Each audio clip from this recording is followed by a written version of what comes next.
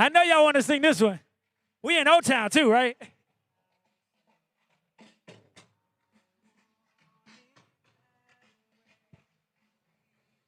I know you singing it right here. Come on, baby. To your heart, and you say, I want it that way. Tell me why. I can't hear y'all. Tell me why.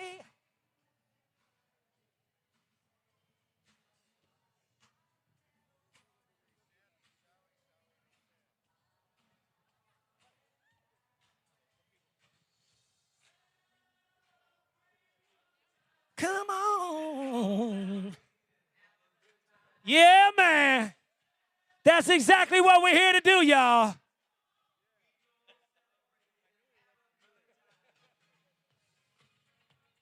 One, two, three.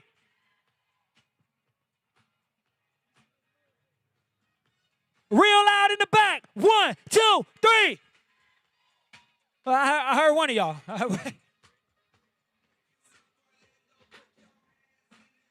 Yeah. Hands in the air. Yeah. Let's go. Hands in the Chep, chep. Let's go.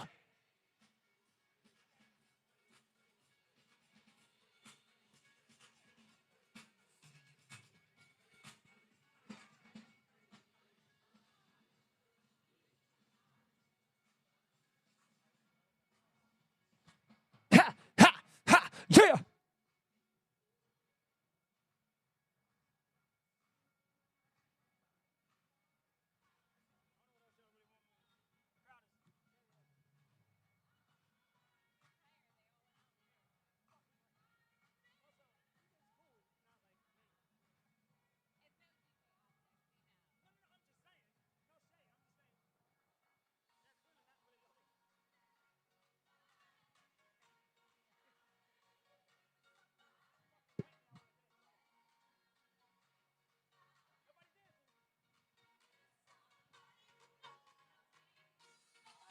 I wanna dance with somebody. I wanna be the heat with somebody. Yeah, I wanna dance with somebody. With somebody who loves me. Yep, yeah, yeah. I need everybody in the building. Put your hands up. Put your hands up. eXp, let's go.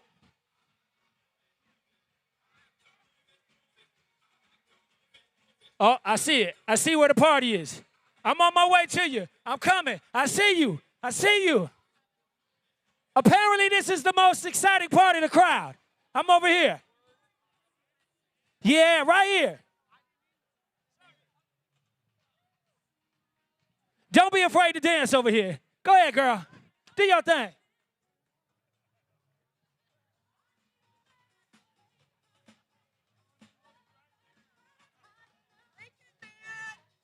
When the night falls, my loneliness. Sing it if you know it. You ready? You gonna sing it? Oh, I want to dance with somebody. I want to feel the heat with somebody. I want to dance with somebody. With somebody who loves me. Y'all make noise for Mark. Yeah, man. eXp, if you're in the building, somebody say yeah. Say yeah.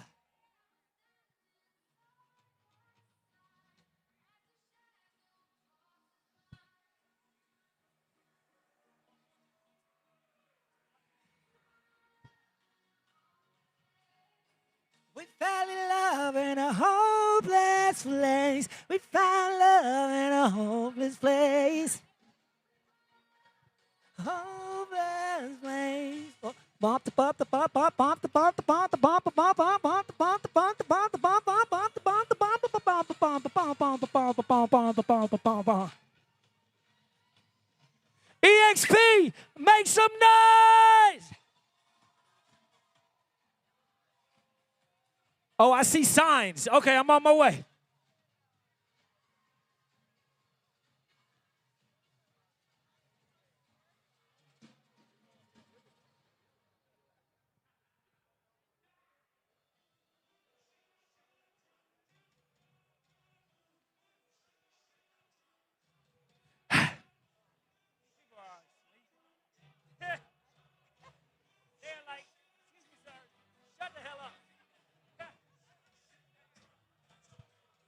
Who? Who? Come on. Who?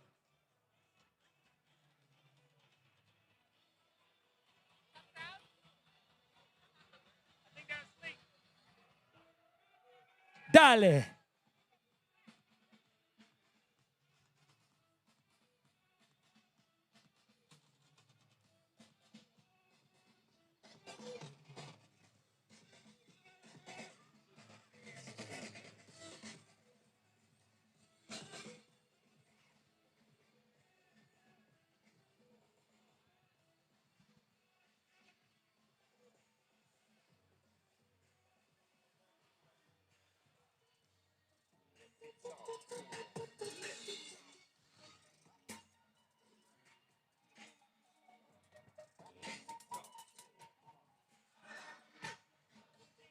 Ha!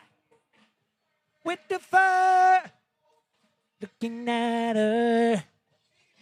She hit the floor. Low, low, low, low. Oh, I see you, pink jacket. I see you, pink jacket. I see you, girl. She driving it low, low, low. We gonna call her Lolo for the rest of the weekend.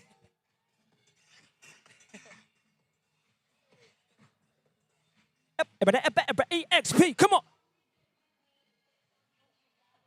Yeah. Beats down low.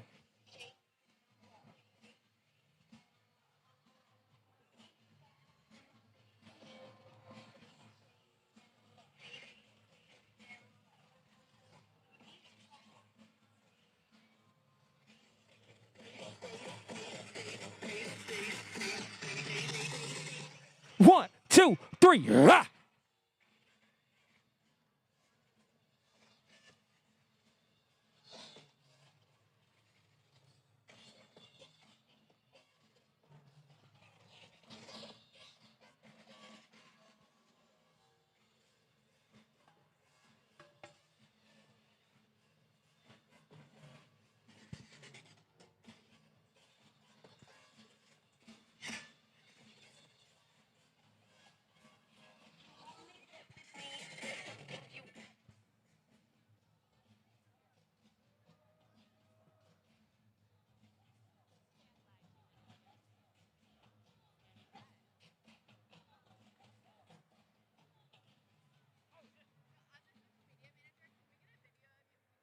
Good morning, eXp family.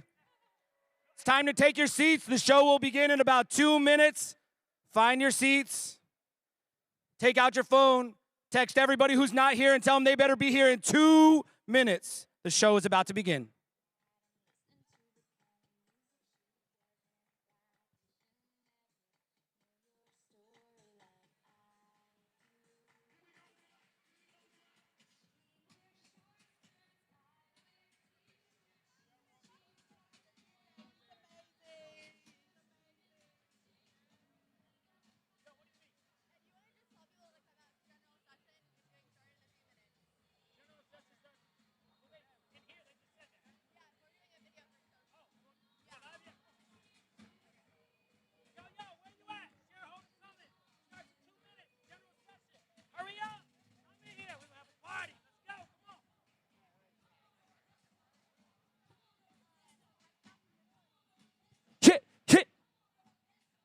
Yeah. What's up, Lolo? You good? You gonna hold it down for me? Thank you. Ha, ha, ha, ha, ha. Yeah.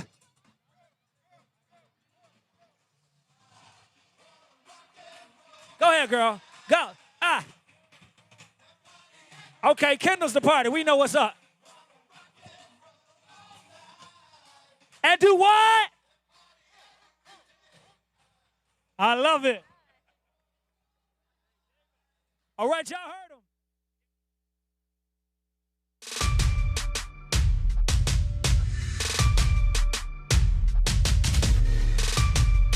Want to welcome you.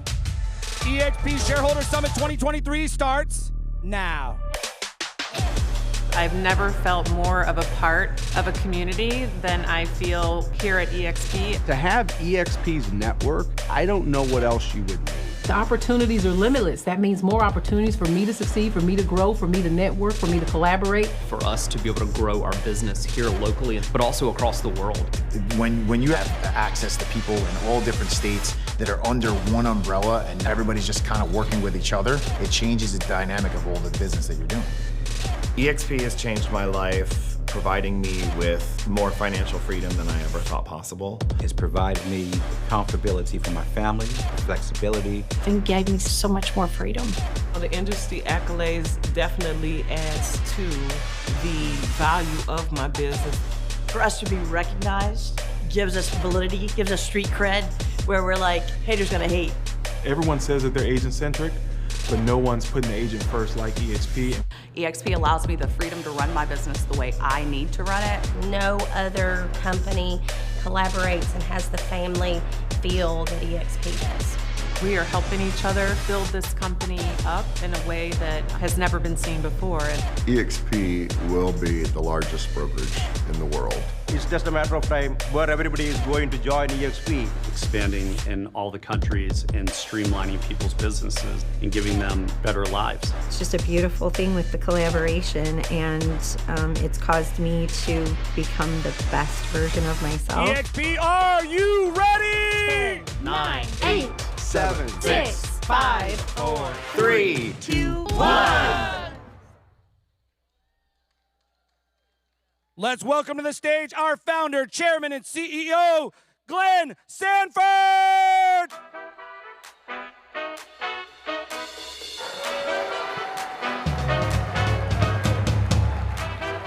All right.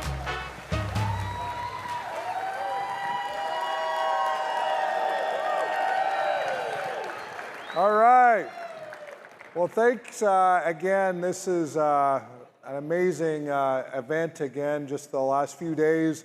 It's Friday. Of course, many of you are here for Wednesday, Thursday, and of course today. And this is our 9th annual Shareholder Summit. So thanks everyone for making really an amazing investment in each and every one of you. I know when I was attending events, there was every event I went to, I took something back that I implemented into my business, and it made it worth every single penny that I invested in it for me personally.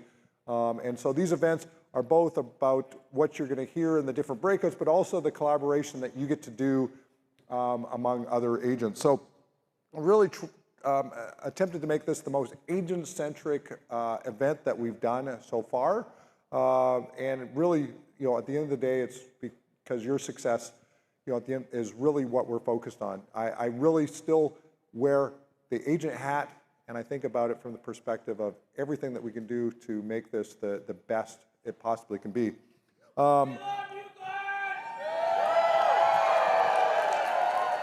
Well, thank you, I appreciate that.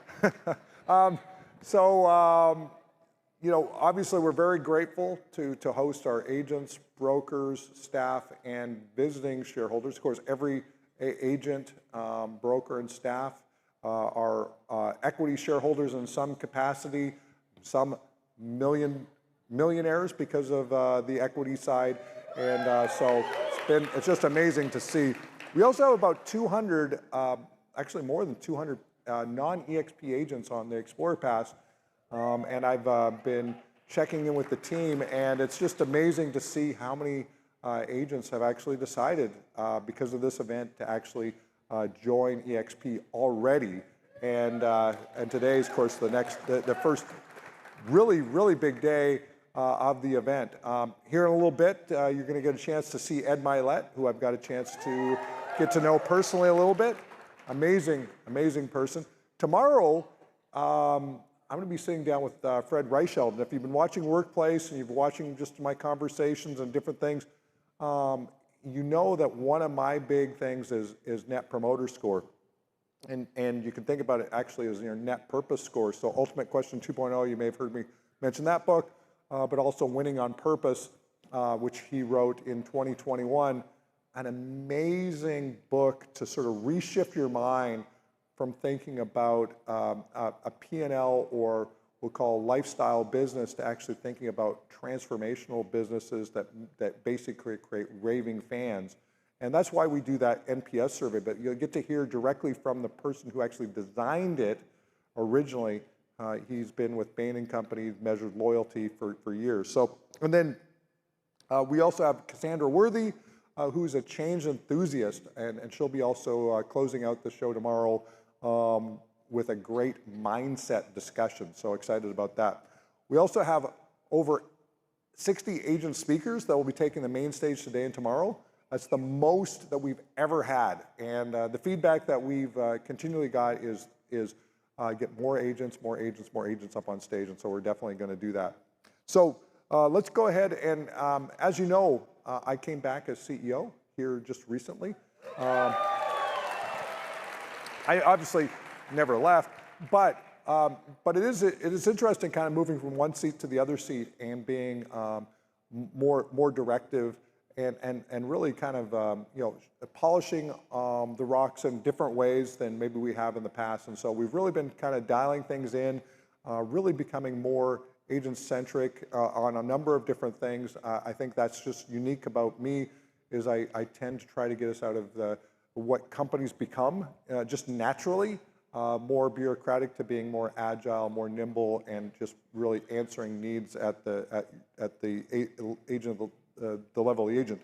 A lot of really cool projects that we've actually launched. We've launched some partnerships, one with Realty.com, so hopefully you've got a chance to see those, them in the expo.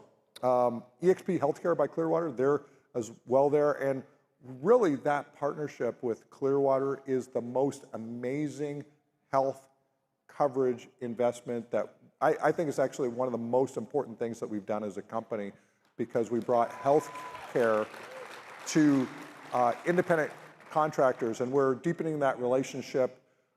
We actually want to introduce Clearwater to other companies that have large independent workforces, 1099 workforces, and help them actually continue to scale and grow.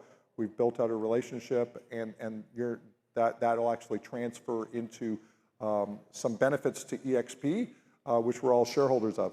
Want to touch on, yesterday you heard a little bit, if you were in the Icon Breakfast, about My Link, My Lead, and I want to just touch on it really quick.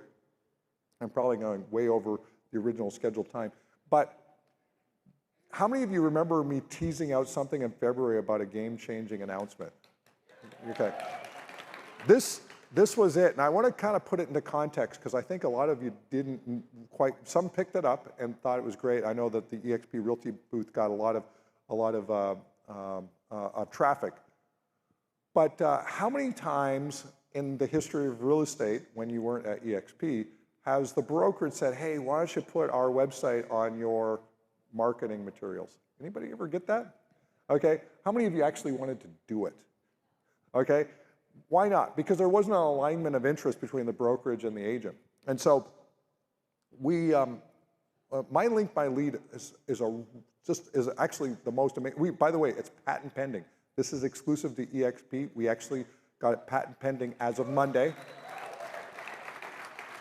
But this allows you to actually share what's, for all intents and purposes, an affiliate link to exprealty.com, and any of the leads in your local market, they come direct to you, just as you would expect. There's nothing, there's nothing different about that. But you only sell real estate in a particular finite area, your MSA, so to speak. You're a member of the MLS.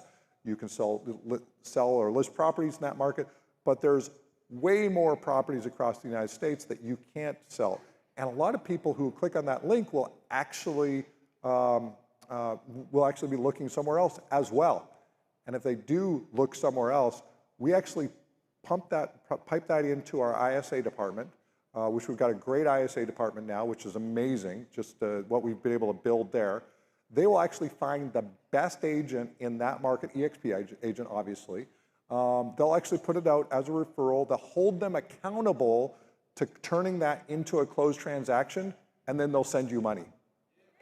Okay, so you literally can create another stream of income by actually sharing the exprealty.com website by going, sign up, you can go to mylinkmylead.com, you can go check it out at the exprealty.com booth, but when you start to really understand this at a really fundamental level, it actually allows us to actually build a true national portal that actually competes with the likes of Zillow, Realtor.com, and all the other sites that are out there. Because we, as agents, I'm putting my agent hat on, we as agents actually will promote it. And if we promote it, and obviously it has an income aspect to actually generate income for you plus leads, eventually with 88,000 going on hundreds of thousands of agents promoting this each and every day, it will create a groundswell of traffic that will take us literally, I believe, to the #1 real estate website that's searched in America as we iterate over time. So it's a big deal. Revenos and all the new, there's a ton of business opportunities coming from that. eXp Luxury, obviously, hopefully you've taken advantage of that if you're really focused on the luxury. We've been doing a ton of stuff. I got a chance to really spend a little time with Kaustub, who's behind the My eXp platform. So if you get out there and see that, that's awesome to meet the team there. The eXp referral division, we are, and Leo can talk about it more because he's really been focused on this, but as one large monolithic brokerage, we're actually getting an unfair share of referral business to eXp because these companies that have large numbers of people wanting to relocate or move or affinity groups or what have you, they only have to make one phone call. They don't have to go through and pitch local franchisees and try to aggregate and try to create whatever. We've got one national program, and that's where Revenos is a really amazing program. Anywhere has Cardis, we have Revenos. So eXp Solutions, eXp Ventures, some of the investments, I mentioned Clearwater, but we're making some investments in some different companies and taking some equity stakes in some of these companies, and this is all part of eXp that you're all shareholders of.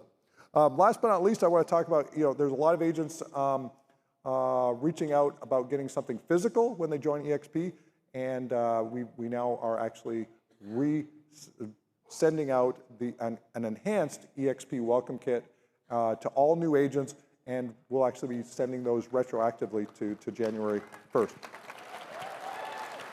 How many of you have been hearing about AI? Anybody? Okay, so I did a little kind of cool thing. I think, we got a little slide there. So I actually asked ChatGPT, my GPT-4 instance, because I actually paying the extra $20 a month, to actually provide me an acronym based on what it knew about eXp, of eXp, using the letters of eXp, and this is what it gave us. eXp stands for Entrepreneurial Spirit. This is ChatGPT. They know us pretty well. Exponential growth, progressive technology, a revolutionary approach. We obviously invented a new business model for real estate. We've got 22 odd competitors that are copying some variation of us. We're empowering agents. We're agent-centric, awesome. Learning collaboration, transparent culture, and youthful energy. So super excited that ChatGPT is doing some cool stuff. And we're going to be focused on AI a little bit later this year. So lots of other business lines. Amy Somerville, new CEO of Success Magazine. Super excited about what we're doing there. Many of you knew Amy from a prior lifetime with a balloon or something. But she is amazing, off the charts. You get a chance, hopefully, to see her a little bit later today. She's overseeing a lot of the stuff, the health programs, Biome, and others. Verbella, Alex Halland and team have created the new enterprise metaverse. And hopefully you got a chance to update your avatars to being really stylish. Gabe Baker and team with Frame. If you haven't checked out Frame VR, definitely do that, and all of that. So We're also going to continue to make investments that help you in your business. Today we're announcing eXp Ventures. We've got we're doing something with Clearwater. We're doing stuff with Blended Sense. We're doing stuff with a number of different companies. So we're really excited about some things that we're doing and helping on some of that. And we're also digging into all things AI. And so eXpCon's all going to be about AI. And so that's going to be our big focus. We already, by the way, even before we've, instead of announcing something that we're going to do sometime in the future, which some companies have done, we've actually already launched our first AI. And I want to just bring Seth Siegler out to just talk about our new AI that you guys already have access to called Luna. So Seth. All right. All right. All right. Yeah. Good morning, everybody. This is Luna, by the way. You look good. Yeah, thanks. I clean up. So yeah, super excited to tell you guys about Luna. Luna is a ChatGPT powered support bot here at eXp that provides 24/7 answers to those quick hit questions that invariably come up about all sorts of things, tech support, how rev share works, all sorts of information about eXp policies and procedures, how to get certified for different revenues programs, and a bit more as well. So this is in response to kind of to dovetail off of the emphasis we put on NPS here. This is just something that we hear about from agents all the time in the NPS reports that, you know, the business is 24/7, and although we provide a ton of awesome support here at eXp, this is just another way to provide support. It's like having an expert about all things eXp in your pocket at all times. So yeah, and so we dumbed it down this week mainly because because of all the people who are going to hit it. But you can find it in Workplace. Yep. You can search for Luna AI in Workplace. You can start asking it questions right now. We brought it down to what, 3.5 turbo. Yep. Second best. But once we bump it back up to GPT-4, it's freaking, like, it blows my mind, the types of stuff. Like, it'll literally give you buyer and seller scripts. If you're looking for scripts and dialogues, it's like this pulling from the whole internet plus everything that we're putting into it. That's right. It's literally providing the types of stuff that that is eXp related, but then it's enhanced, by everything that's learned in the past in the sort of large learning models. That's right. Yeah. We've trained it up on thousands of lines of eXp information, but it combines and leverages the power of ChatGPT, which is the most powerful AI that is accessible today. And yeah, you can find it in Workplace, like you said. Just start a new chat and look for Luna support. You can find it in eXp World by going to the gear icon and then finding Luna. It'll say Luna Beta. And then also in Frame, you can find it. And it's the first step. This is our first step into the world of AI, and this is Luna's first step. Luna is a little baby AI. Just a baby. But, so be nice. But it's learning. But eXpCon, the whole theme of eXpCon is going to be AI. We're going to bring in leading experts. We're going to bring in, we're going to want to showcase what you're doing with AI. So eXpCon in October, all about AI, so you don't want to miss that. So with that, let's turn it over to the rest of the crew. Sounds good. Awesome. Sounds good. Thanks, everyone. Everybody. Thank you, Seth and Glenn.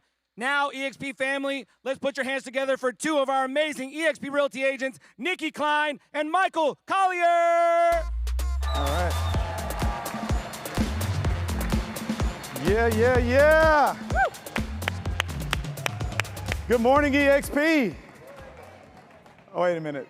Listen, they told us to come out here and bring the energy, so we need y'all to make us look good, okay? Good morning, eXp. Woo! Much better.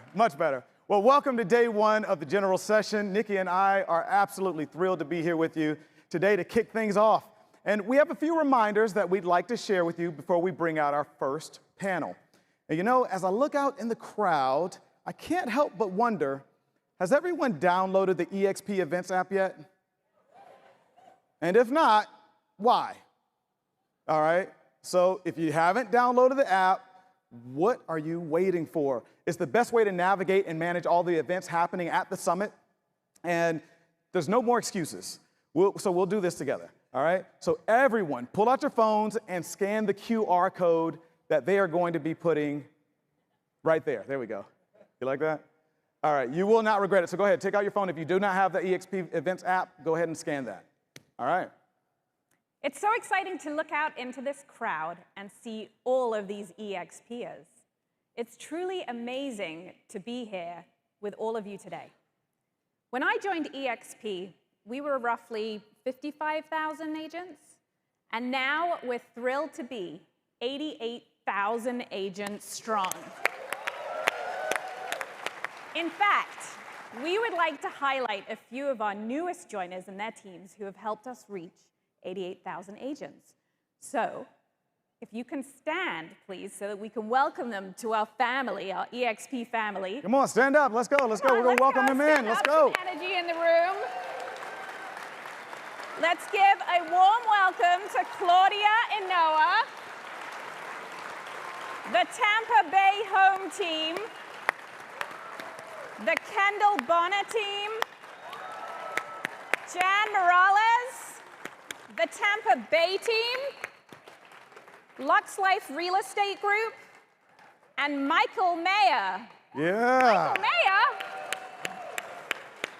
I didn't know Michael Mayer joined. This is amazing. That's so good. Welcome to all of you guys. I love hearing about our growth and being part of this organization. It's an incredible company that allows you to really build your future. You know what? I want to know what else makes eXp so special and this Shareholder Summit so special? This is the first time ever that eXp agents have had the opportunity to invite non-eXp agents to the Shareholder Summit to see what we're all about. Good stuff, right? And I'm thrilled to say that we have over 300 explorers in the audience with us today. Welcome, explorers. So we hope you've been enjoying the Shareholder Summit and getting a sense of what eXp is all about. It's our agents, right? We are the magic. And I'm thrilled to say that just yesterday, one team and 2 individual agents joined the eXp family through that Explorer program. So let's welcome Mana Alhamwi, come on, Natalia Stefanova, and Laura Lira. And to all of our other explorers, we cannot wait to welcome you to the family. We hope you get out to the Explorer Party tonight to celebrate with us. That's great. There you go. And speaking of our agents, we would like to encourage you to visit the Expo Hall located next door. This is your one-stop shop to visit merchants and vendors and learn about the latest products, which are guaranteed to help you to scale your business to new heights. Also, new to this year's event is the Summit stage that is featuring incredible speakers throughout the day, giving us the chance to interact with more agents than ever before. Okay, Michael, what do you say we kick things off? Let's do it. We have an incredible Shareholder Summit in store for you today. We're centering around challenge and opportunity. And we have an all-star lineup of agents who will be speaking on topics ranging from health to business strategy. Plus, we have the incredible Ed Mylett taking the stage later on as our keynote speaker. So we've had an action-packed morning for you guys, full of unforgettable moments. Speaking of moments, I've been enjoying watching everybody's posts on their stories and their social media. And if you're posting, do not forget to use the hashtag XPI Summit. How many of you guys have been using that? Not enough hands. All right, good. So with everyone's support, we can actually make EXPI or hashtag EXPI Summit trending. Let's break the internet, shall we? Yeah, we should do it right now. All right. In fact, let's create a moment together right now. Yeah, all right. So, Nikki, let's get together. Let's get and everybody, pull out your phones. I got mine. Okay. All right. Pull out your phones. Come on. And we're going to take a selfie. Take a selfie with somebody you're sitting next to. We'll take a selfie. You can take a picture of us too. I know we look good. Come on. Well, we could take a selfie of them taking a selfie. Well, that's fine too. All right. So we're going to take it, and then you're going to post it and using. Around. Oh, with them? Oh, yeah. I like that. Hello. All right. Well, okay. Here we go. Make sure you guys wave. You were in our photos. You look good. Yeah, that's what I'm talking about. All right, I love it. Yes, take a picture of the person next to you. All right. Hello, welcome yourself. Introduce yourself to the people next to you. Absolutely. And okay, eXp, without further ado, let the general session begin. Thank you, Mike and Nikki. eXp family, make some noise for your Chief Growth Officer, Michael Valdez! Woo! Come on now!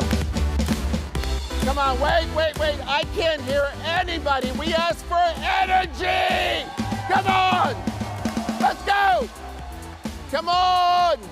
This is your general session. I can't hear you still. Come on! All right. Guys, welcome to your general session. Welcome to Florida. How we doing? You guys having a good time? Oh, we love you. How many people went to Mango's last night? There's a few empty chairs, so a few more people probably haven't been up yet.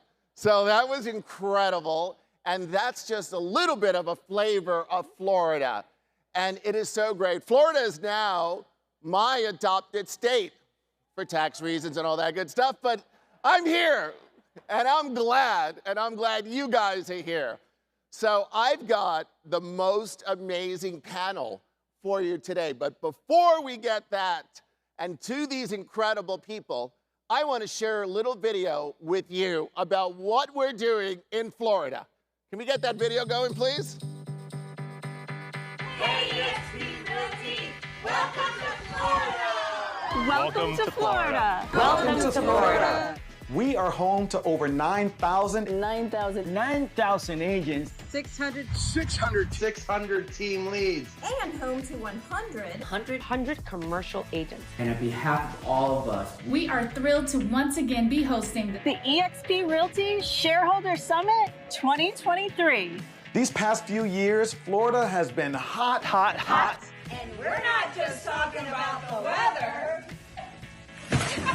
We are eXp proud to be the second largest state of eXp agents, completing over 47,000 transactions. 1,200 of those sales being over $1 million. $1 million. And adding 14% more deals last year. And that's not all. 2022, eXp Commercial completed 185 transactions with a sales volume of over 109 million in Florida alone. And we are just getting started.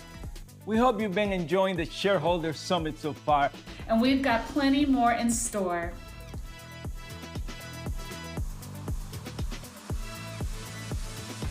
What was that? That's pretty cool, right? So Florida's rocking it. And we've got a lot of really great people that were in that video. Some of them I'm going to bring on the stage right now. They really don't even need introductions because they are all superstars in our eXp family already. So I am going to ask to join me on the stage Renee Funk, Orlando Montiel, Veronica Figueroa, and Peter Liu. Let's go, guys! eXp! There we go. Wow. I love this. All right, let's get started. Gotta love it. Let's do this. This is awesome. Right. How cool is it? Come on. Good morning. Come on. There you go. There you go. Come on, guys. There you go. When This Michael time they're still at Valdez, Mango's. when Michael Valdez is on the Here stage. we go. You know, this is actually so cool because this is probably one of the few times as a moderator where everyone on the stage is a friend of mine. And this is really cool because we're just hanging out. So we don't even know. It's sort of like 3,000 people where. It's like, come on now. So this is great. So these four people are obviously superstars within our organization. They have built incredible businesses. They are rock stars in their own right, but each one of them took a different channel to get there. And, you know, obviously, there's a lot of ways to build, to do business, and it's so incredible. So this was really great to have 4 very distinct viewpoints. And I just really wanted to talk about a little bit of each of that. So Renee, I'm going to start with you. You actually are, well, you're all incredible, but you know, you were actually one of the first people that called me when I joined eXp 3 years ago, almost to the day. Good memory. I know. Good memory. And it was during the pandemic. And you and Elizabeth Riley had a wonderful podcast on. Elizabeth Riley! And you guys had a podcast called Leadership from the Heart, and I loved that. And you had so many guests that were there, and it was really about giving back during the pandemic, and really the idea of you taking that to heart, literally, and building from a point of caring, mentorship, training. Tell us a little bit about that. Training and mentorship and being all-inclusive, that all agents are created equal, and yet agents can all have different pathways to success. Absolutely. Yep. There is no box.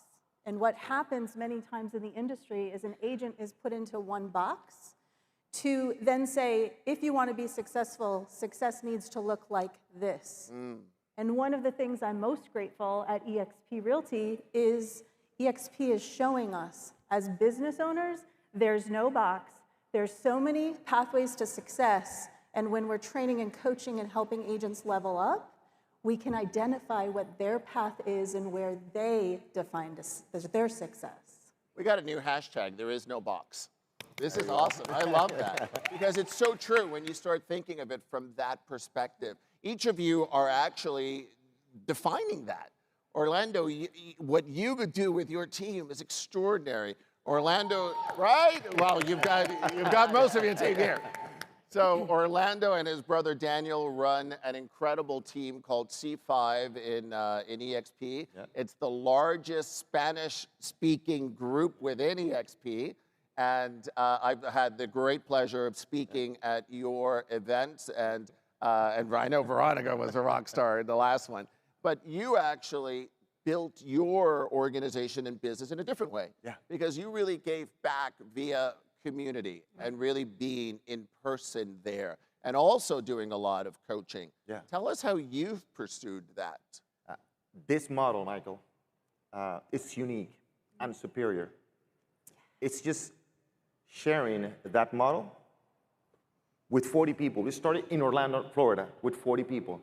Now we bring over 1,000 people to our events, right? And it's, thank you guys, thank you. But it's the model. But I would say, even more important, the people. Yes. Right? You guys are the people that are unique, and the collaboration from different people around the country. Elizabeth, you just mentioned her. She's been to our event. You've been to our event twice. Glenn has been to our event. I mean, having the opportunity to have you guys collaborating in person. How many events has Glenn been to? Hundreds of events, right? Small, big, medium. So events are extremely important to share the model and to share the extremely, extremely unique and superior community we have. That's it, it's that simple. And do it with enough frequency and consistency, because it's not about the transactions, it's about the transformation each and every one of us have when we get in this stage and when we are together. Love that. I love that. Yes. Let me ask you something. So you said your first event was 40 people. 41 people in Orlando. Your last event was over 1,000 people, because I was there. Right. So how do you grow from 40 to 1,000? Right. I mean, and you keep doing it. How many events do you do a year? 3 or 4? We do one event every other week. We'll be in Atlanta next week, then Orlando the following week, and then Just Miami. Say one every other week? One every other week live, yes. All right? And all right. But again, guys, it's so much fun. Guys, let me tell you something, and we talk about this. There is one event on stage, this one that's happening right now. And there is also an incredible event happening off stage. That's when you meet all those other people. Yeah, you have great speakers here, but every single day, and I'm just walking the halls, just talking to all of you. Yep. And it's an insight, it's an inspiration, it's a transformation we're going through. So it's not only the people you hear on stage, they're all amazing, but the people you get to meet down here. So we do these events because it gives us energy. That's the key. I love that. Yeah. That's awesome. Now, Veronica Figueroa, you're almost like a verb. Everyone knows you. You give so much of yourself in so many ways. You believe last year or the year before, I had the pleasure of giving you the award for the largest team in eXp, and what you have done with your leadership is extraordinary. You have one of the largest teams within our organization. Tell us how you build that team, that culture, how you build, how you give your message, which is so special to so many people that's within your organization and outside of your organization. You know, when I came to this company 4 years ago, I actually announced on this very stage 4 years ago to pretty much to the day. And I knew that I was embarking on something special. I knew I wanted to do something in an authentic manner, that I could finally show up like me, focused on production, focused on leadership, a different type of leadership, where you can come as you are. Come as you are here at eXp, and they accepted me, and I just knew I was gonna focus on leading my team with love, pouring love into the industry, and honestly focusing on helping agents be more productive.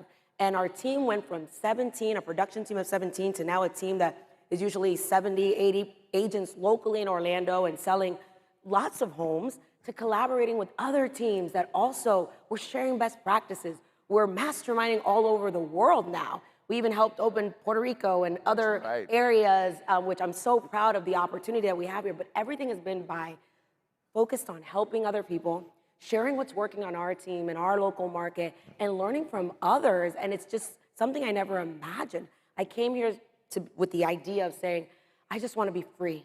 I want to be able to be with a company that gives me permission to grow without any boundaries or borders or limitation. Never in my wildest dreams imagining what the next 4 years would look like.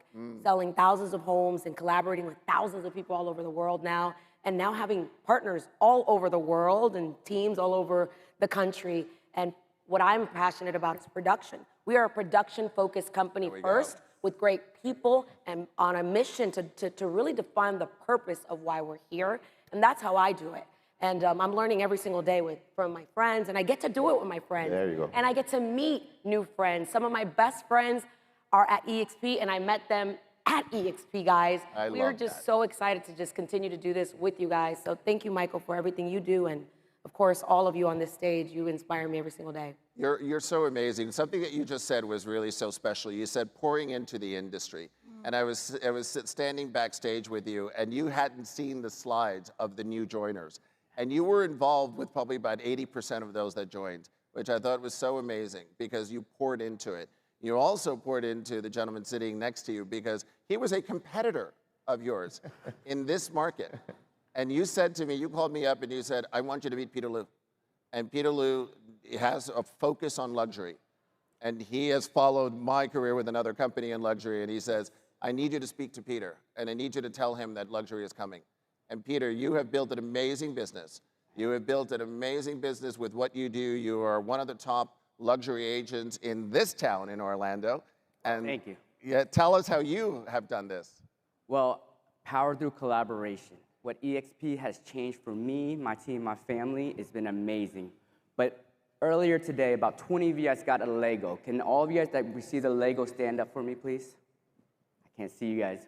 Well, what happened around when I joined eXp last year, I joined last January in 2022. A week later after joining, I went to Colorado for an eXp luxury meeting. Then went to Cabo and we met with meetings. What happened all through this is there was leaders around the country trying to push eXp luxury together, and we just couldn't do it alone. But with the pieces like the Lego, we combined our powers and announced eXp luxury last October at eXpCon. And so we are better together, you guys. We're gonna grow eXp luxury, take it to the next level. There you go. Show the other brands who we are. There you go. We are the brand. Yes! Yes! So true. Love it. So one of the most incredible words to describe eXp is impact. The impact that the brand has had on us, this model that Glenn had created so long ago, and I always sort of say it was a gift. Yes. And so impact how we, all of you, impact others in sharing this gift. So I ask each of you, how has eXp impacted your life? Renee? Oh, Michael. Being a shareholder is a superpower. Woo. Renee's got all the hashtags today. And it's a superpower that often is underestimated.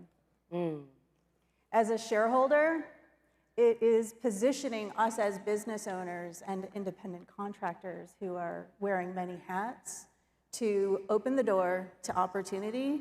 Everyone sitting at this table in this room and all 88,000 agents here at eXp Realty are saying, think bigger. Yes. Love that. Yeah. Orlando? It gets me a little bit emotional. I won't talk about myself because I don't need to, right? No, that's okay. I don't, all right. So it's how it can impact you, right? You talk about events, Michael, and I want you to take this, write this word down. It's just connection. It's connect, right? Go to every single event. We have Build with Brent in July. Then we have eXpCon in October. It's connecting with those people. And the way it has changed my life, yes, financially, and it's seeing the impact other people have in other people. Yes. Right? And seeing that, and I ask you to open your mind. You can close it after this event if you want to, right? But please open your mind, and you will see the type of people you get to meet and the person you can become.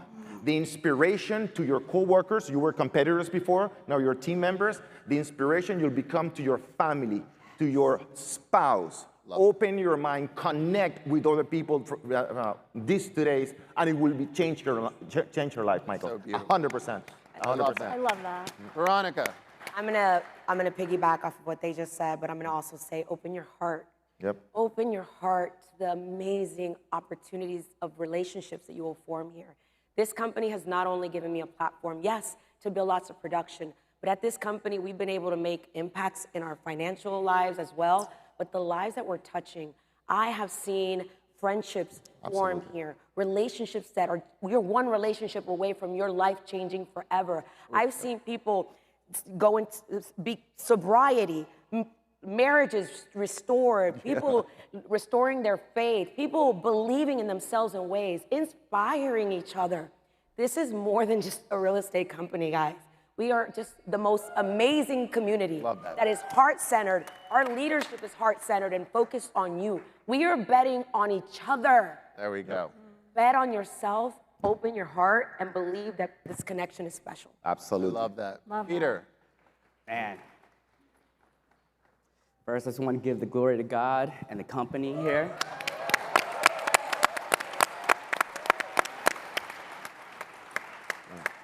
What eXp has done for my family has changed my legacy.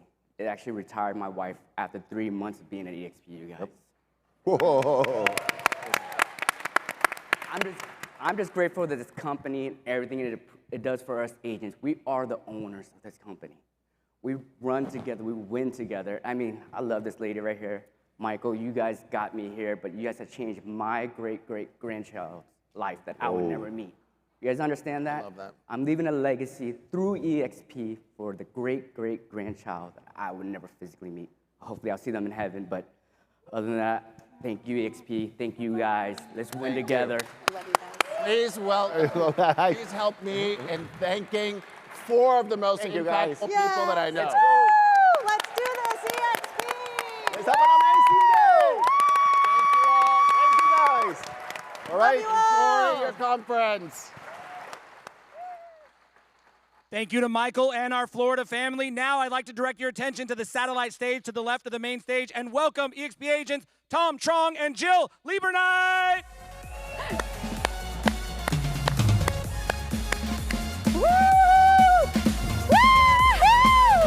Well, hello, everybody. Good morning. Good morning, eXp family. Tom and I are honored to be presenting this next panel for you, which is all about the future of health.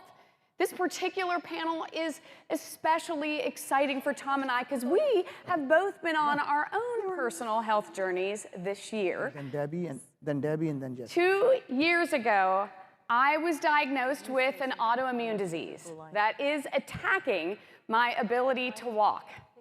And last year, I had to use a cane to navigate this event. And even at Orlando, or at Universal Studios, my dear friends Elizabeth Riley and Alicia Michaud had to wheelchair me around to enjoy all the evening's activities. And I visited with Glenn in between sessions and thanked him sincerely for the focus that he was placing on healthy living for our eXp agents. And I told him that I hoped to come to next year's eXp event, sans cane. Guys, I have been on a wild and wonderful journey learning all sorts of new pathways to healing and self-care so I can live my best life. Guys, I don't know if you know, but the future of health is being disrupted, much like our real estate industry. And partially because of the reimagining of our next guest that you'll get a chance to visit with here in a second. But I just wanted you to know that this shift and this health shift that's happening, mind shift, it kind of makes me want to dance. And since I can do that with my new legs, I'm going to dance. Woo! Come on, baby. Jill, that is incredible. Well, Tom, so tell me, what have you been up to? I'm so glad to see you coming back, not in a wheelchair without your crutch and without your cane. Look at that. Thank you. Thank you. You know, my personal health journey has always been to stay fit, to stay healthy, to be top of mind, and always to watch what I eat. And for years, I didn't really know whether the food that I was consuming was really good for my body or not. Isn't it true that we're all built differently, Jill? We're all built differently. And so how do we know what's really healthy for us, what food is good for us, and what isn't? And so last year during the National Convention, we heard about Viome.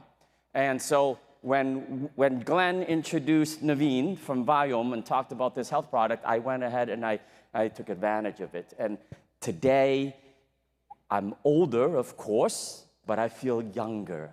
My mind is clearer, I sleep better, I have more energy, and I'm gonna stay as young as possible. Isn't it so important, folks, that when we do well, we've got to stay physically well and mentally fit? You're going to learn about the next health panel here, and I can't wait to learn from them. So let's bring them on, Oh, Jill. Tom, that's so wonderful. Okay, you guys, Tom, I think we should get this next panel started off right. But I need your help. You guys help us for a second? Did you know that our hearts release a magnetic field that can be measured 3 to 4 feet outside of our bodies? So I want you to take a moment, look around you, tune into each other, and I want you to imagine all of our eXp family with us. Imagine this positive, magnetic heart energy. And I want us all to lift up our positive magnetic heart energy as we welcome to the stage founder and CEO of Viome, Naveen Jain, and Success Brand Ambassador Debbie Byrie, and our own eXp agent Jesse Dow. Let's bring the energy, folks. Bring up the energy.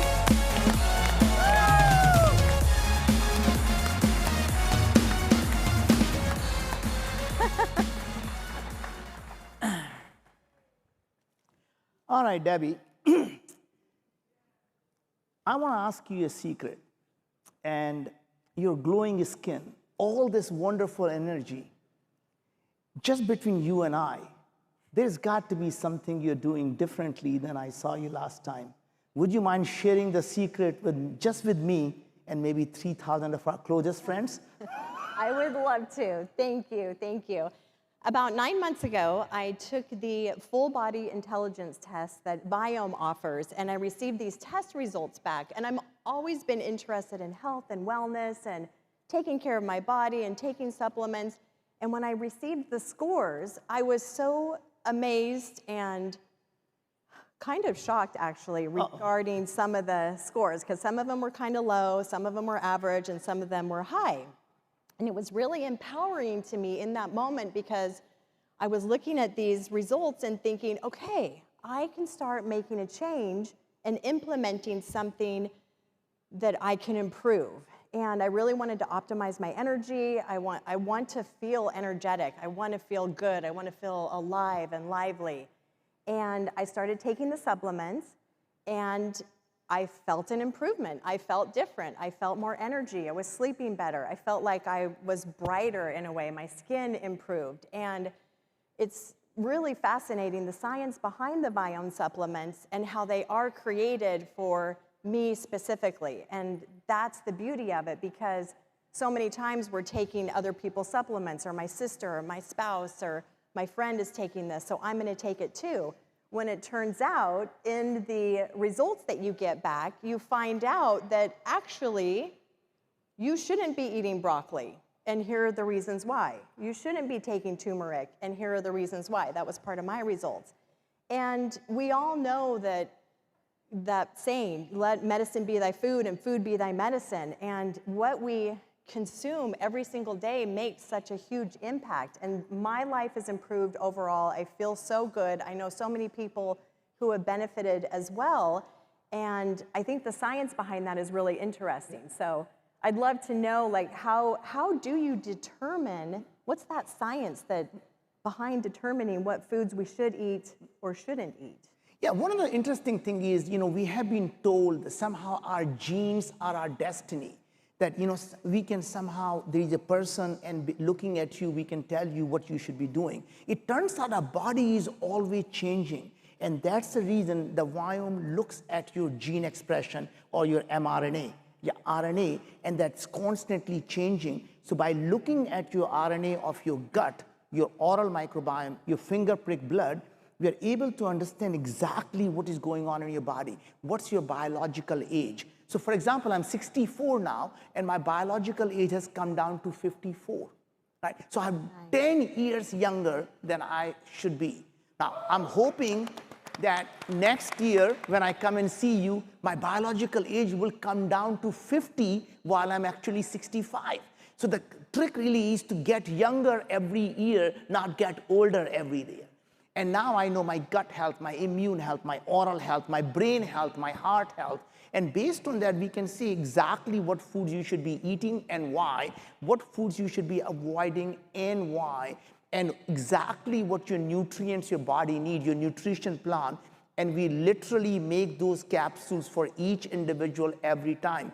And as you do a retest every 4 to 6 months, as your body changes, we remake them for you. So every single time as your body changes, your nutrition plan changes.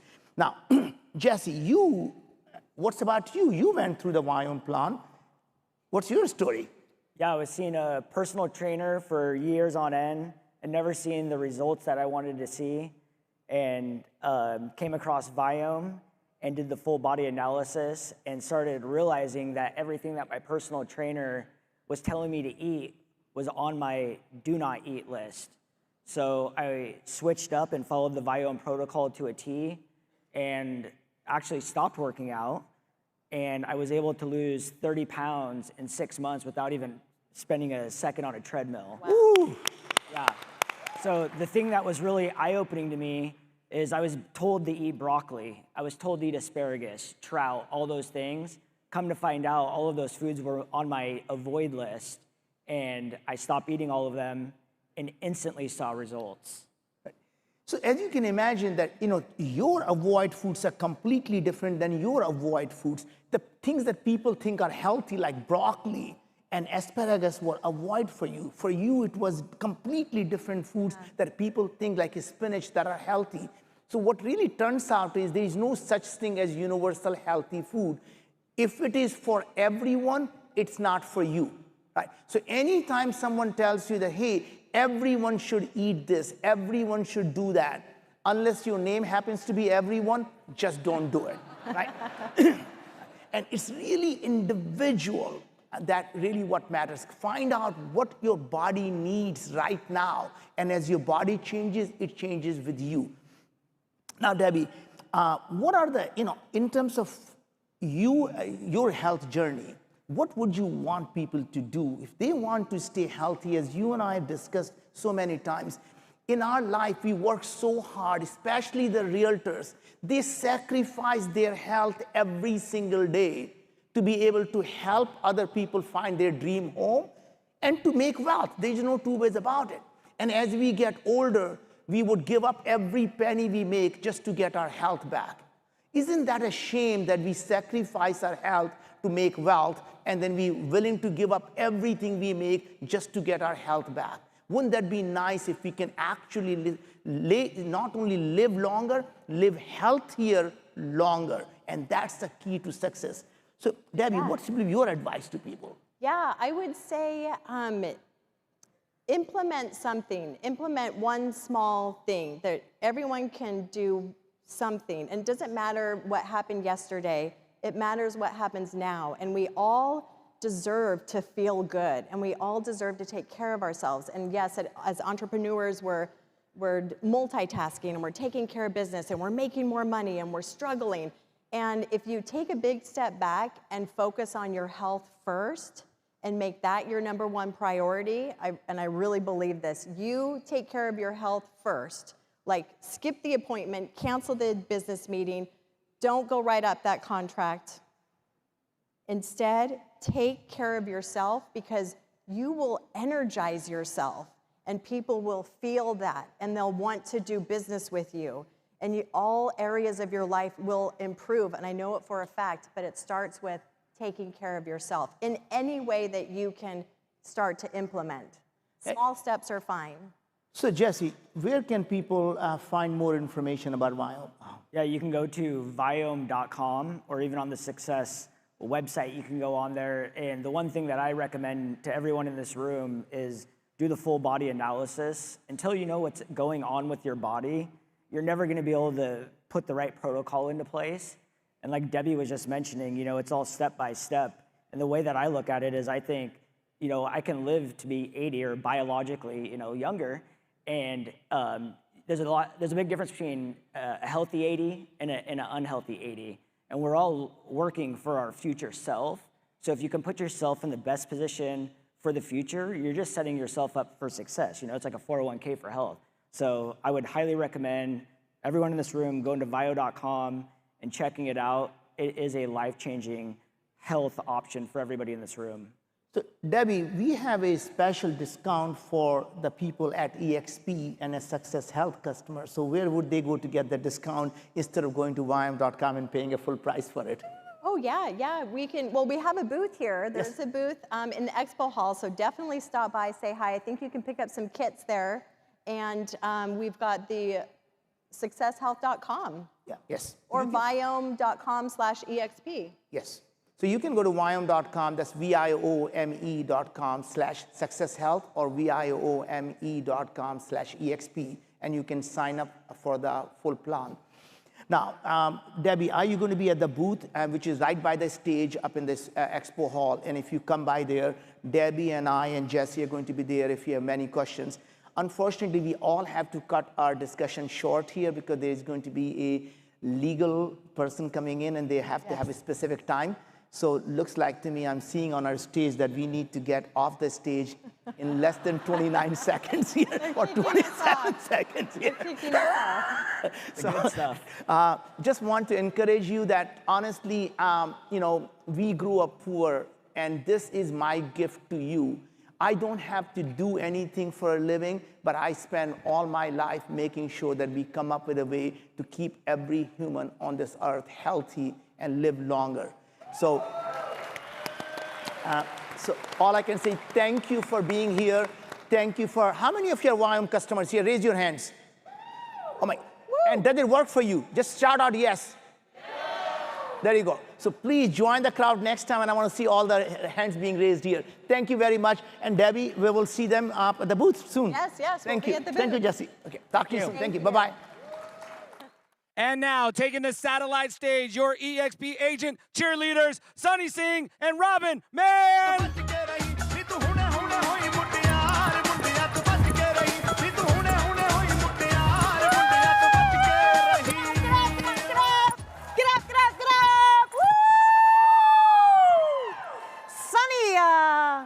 I thought we were doing the cheerleader thing. Robin. You think I need any cheerleading uniform to be a cheerleader? I'm a natural born cheerleader. All right. then it's game time, eXp. Get up on your feet. If you're on the left side of the room, you're with me, and we are eXp. And this side of the room will say Realty. All right, ready? I'm gonna say it, you're gonna call it back. Ready? eXp. Realty. eXp. Realty. eXp. Realty. Whoa, that's what I'm talking about. Okay, eXp family, how are you all feeling? I can't hear you. Orlando should know that eXp Shareholder Summit was here. So one more time, how are you all feeling? That's what I'm talking about. Okay, now that we got you energized, let's continue on with general session. Sunny and I are thrilled to welcome you to the meeting of the shareholders. Please welcome to the stage our Chief Counsel, Jim Bramble. Woo!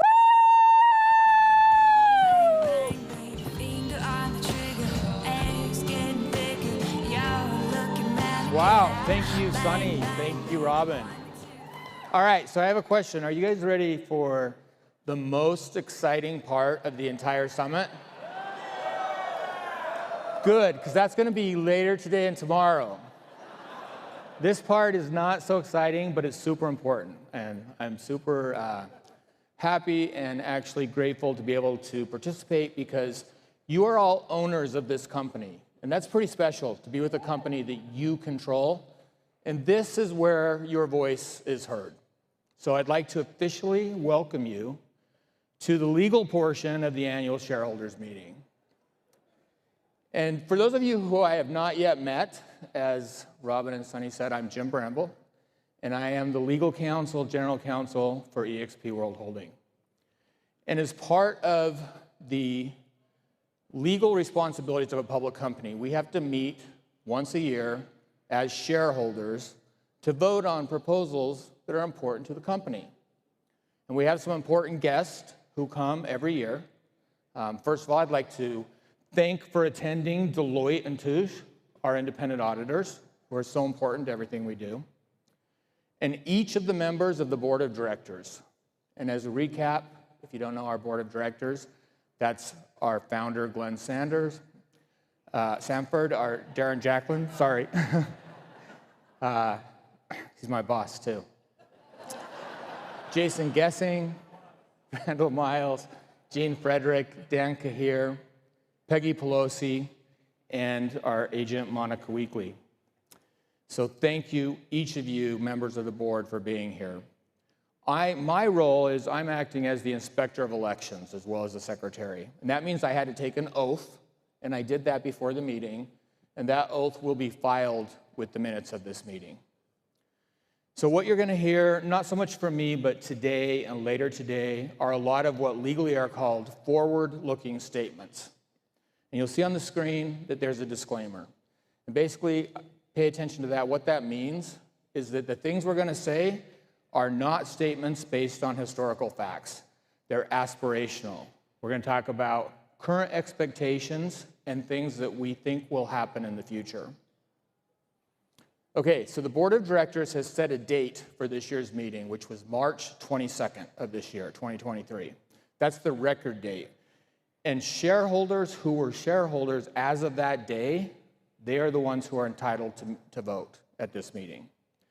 And a list of those shareholders is available on our website, and it can be, anyone can have that list by contacting me. And my email address is james.bramble@expworldholdings.com. Okay, so I've received an affidavit from our transfer agent. They're called Broadridge Financial Solutions, and they certified that the shareholders of record were all given notice of this meeting. That happened on April 6th. And a copy of our annual report, which is known as a 10-K, that was made available to every shareholder. And notice of the meeting was given to every shareholder. That was in a proxy statement, which you should have received, or a proxy card, along with our Form 10-K again. Those are also going to be filed publicly with the minutes of this meeting. All right, so now to the business portion, the actual proposals that we're going to vote on. And in order to do that, we have to have a quorum of shareholders present. That means at least 50% of shareholders had to be present. And as of March 22nd, we had almost 150 million shares outstanding. There were 149,103,295 shares that were entitled to vote. And I've confirmed that in this room, there are people holding at least a majority of those shares. So we do have a quorum present, and we're legally entitled to have a vote. And there are 3 proposals we're going to talk about today and vote on. They're more fully explained in the proxy statement that you were sent if you're a shareholder. And the first one concerns our board of directors. So the members of the board, they actually serve for just 1 year at a time. Their terms are 1-year terms. And so we're going to vote today on the election of directors for the upcoming year. Their term will expire at Shareholders Meeting next year. And the nominees to be members of the board of directors are Glenn Sanford, Peggy Pelosi, Darren Jacklin, Jason Gessing, Randall Miles, Monica Weekly, and Dan Kahir. And you can learn all about them, their education, their experience, different things that may be of interest to you in the proxy statement. And we actually have a recommendation for you that you vote yes for each of these nominees. Okay, the second proposal concerns the ratification of our auditors. You get to choose our auditors. And we, as a company, recommend the appointment, once again, of Deloitte & Touche to be our registered public accounting firm for the year 2023. All right, final proposal, number 3.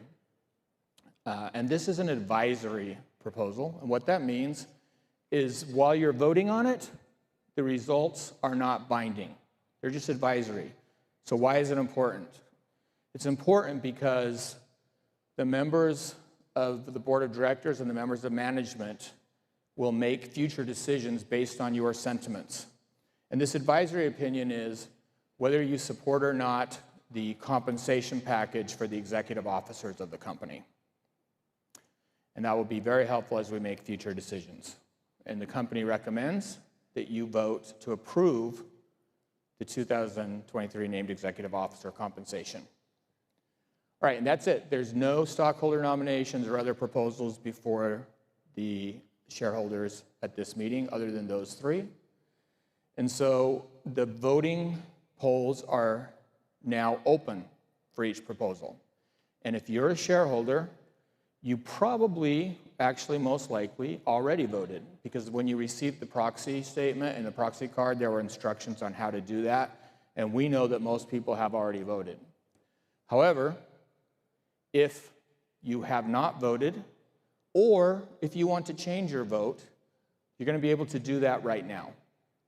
And the way you do that is take your phone or any web-enabled device and enter your 16-digit control number that was on your proxy card that it was sent, and go to at virtualshareholdermeeting.com/EXPI 2023.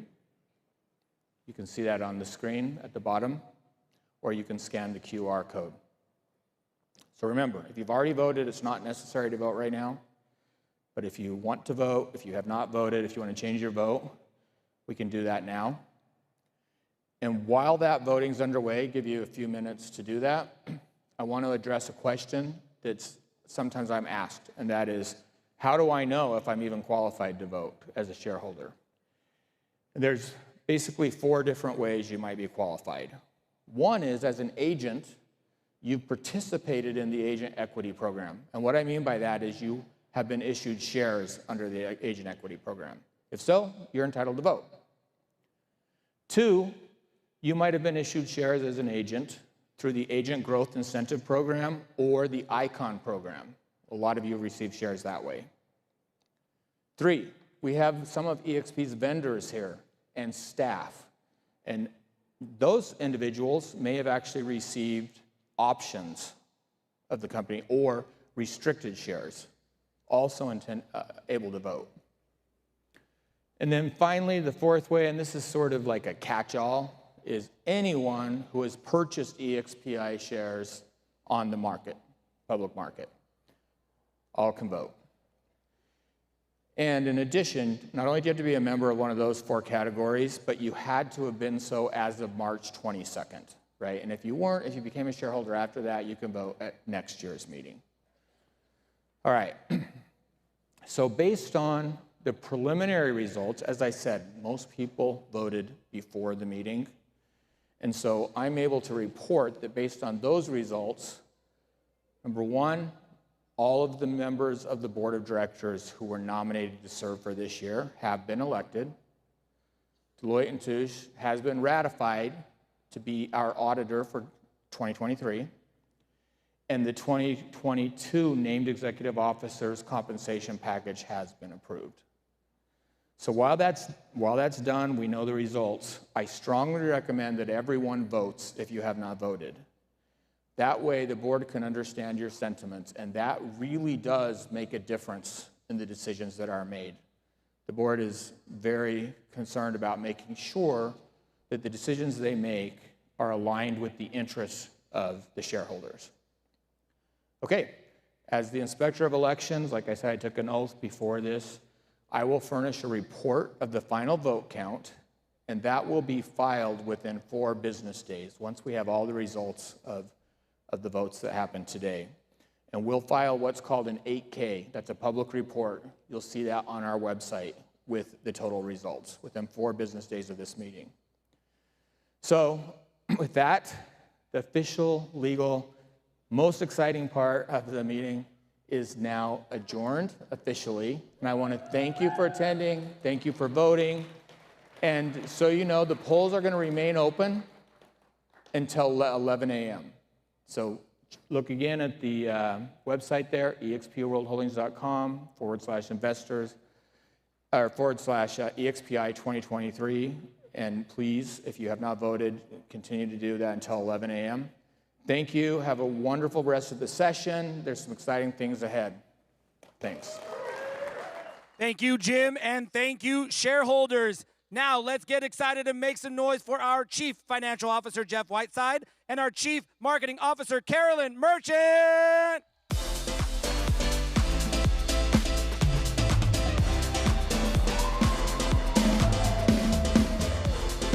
Hello. I am so thrilled to be here with all of you this week. I'm having a great time. I know a lot of us are having a great time. Are you having a great time? Woo! Awesome. I love to hear it. Well, this next section is all about our financials, and I kind of think we're missing someone pretty important right now. Jeff Whiteside, our Chief Financial Officer and Chief Collaboration Officer, unfortunately could not be here in person, but don't worry. We recorded a short video all about our financials to take you through our 2022-2023 performance, and so we'll play that now. See you in a little bit. All right. Well, good morning, everybody. Welcome. Carolyn, it's great to have you on the team. You're doing a phenomenal job. Thank you for that. So I was going to tell everybody that I couldn't make the summit because I got called up by the Leafs for the Stanley Cup playoffs. But since they got beat out, I can't use that excuse, and I'm going to have to tell you that I fell down the stairs and had to have a knee operation. So that's my highlight, and anybody that knows me knows how much I enjoy these events. So it's killing me not to be there. But we're gonna take you through. Yep. So today, what we're gonna do is kind of take you through the 2022 results, the first quarter results of 2023. But before I do that, you know, eXp's had a phenomenal growth number of years. All right. I've never been part of anything like this before. I'm sure a lot of people haven't either. Very successful. And, you know, we even had a great 2021. All right. And a great first quarter 2022. And then we start hearing about the industry going down, interest rates coming up, all sorts of problems that, you know, the sky's falling. All right. And so we started to take that in consideration. And then what you're going to see today over the next few pages is although our growth in the business, you know, is well below historical levels, the business model is built for this.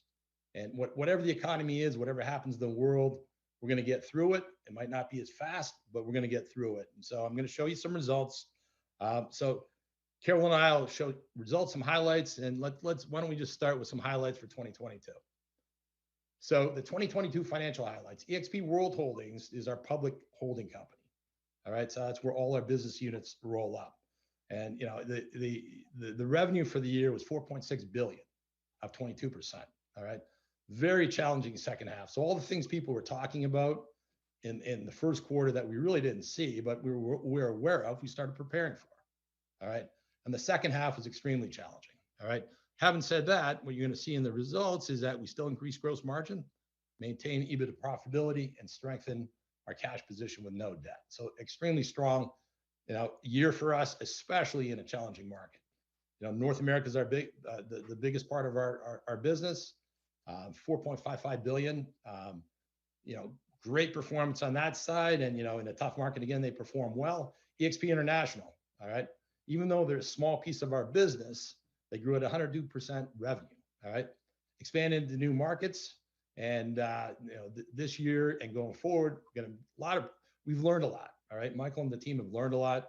We're gonna be focusing on production and scale in these countries. So overall, a pretty strong year. If we go to the next page, these are the numbers, financial highlights. So revenue 4.6 billion, up 22% year over year. Now, if you look at some of our competitors, most of our competitors were down in revenue year over year. All right. Gross profit 366.9, up 24%. All right. Net income 15.4 million. You see a big minus 81%. And the reason for that is that we had a big tax benefit in the first quarter of last year, and that has nothing to do with performance. It's just, you know, it's actually just a thing that gets added to that net income that makes more positive. EBITDA 60.5 million. And then our operating cash flow, and I talk about this often, is that cash flow is king, all right? Especially in our business, because you know, we got a great core business and we're investing in the future and international technologies and things like that. So that's why that's so important. So on the next slide, what you're going to see is the 2022 segmentation breakouts. We went out in Q4 and we started breaking out our business more to give more visibility and transparency. And basically what you see here, if you look at it, is you see the North American realty business is really our core business, all right, from a financial standpoint. $4.5 billion, growth of 22%, as I mentioned. EBITDA was down a little at 103.3. And then if you go to the right of this, you're going to see our growth areas. So it's international realty, as I mentioned, up 102%. And Verbella, other affiliated services, which is primarily success. And so as a company, what we want to show, because there's a lot of pressure on, well, is this business going to make it to the other side, right? And we're definitely going to make it to the other side, all right? So we got an extremely strong core business, and that's what's going to, you know, that allows us to invest. And a lot of people don't have that, and we're very fortunate on that side. So Carolyn, you want to talk a little bit about the industry rankings? Absolutely. So excited and so proud to announce that all of this hard work, all of these results that Jeff has talked about have resulted in the U.S. as a top growth leader across transaction size, transaction volume, and agent count. So we were the #1 for transaction size in the U.S.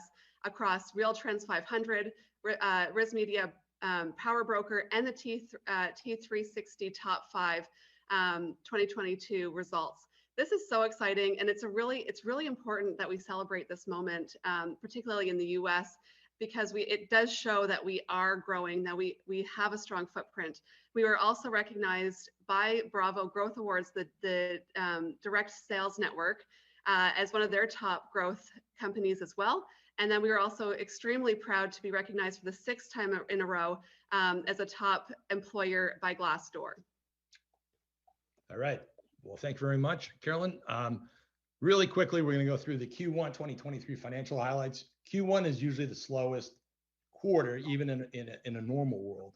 But you can see again, eXp World Holdings, $850 million, is $850 million in revenue. We were below year over year, which was a great quarter and kind of coming off the highs of that stretch. But having said that, to put it in perspective, especially for people that haven't been here, we did $500 million in revenue in the entire year of 2018. All right, so in a tough market, we're at 850 million in revenue. All right, gross profit did decrease, gross margin improved, but still we have positive net income, and I'll show you some of that. North American Realty, still 98% of our business, and then eXp International. I mean, this would, they're up 52%, and it's a tough, challenging market for them too, but they're still growing. So the next page, $850 million in revenue, 73.1 in gross margin, 1.5 in net income. So comparable. So if you look at the $850 million in revenue, for instance, and we can compare these results to a lot of different competitors, but the industry average in revenue growth was a -30. We declined at -16, and then we got some leverage on our gross margin dollars. All right, EBITDA is still positive at 13.3, and our operating cash flow, which is the money that comes in after we pay all our bills, $38.8 million.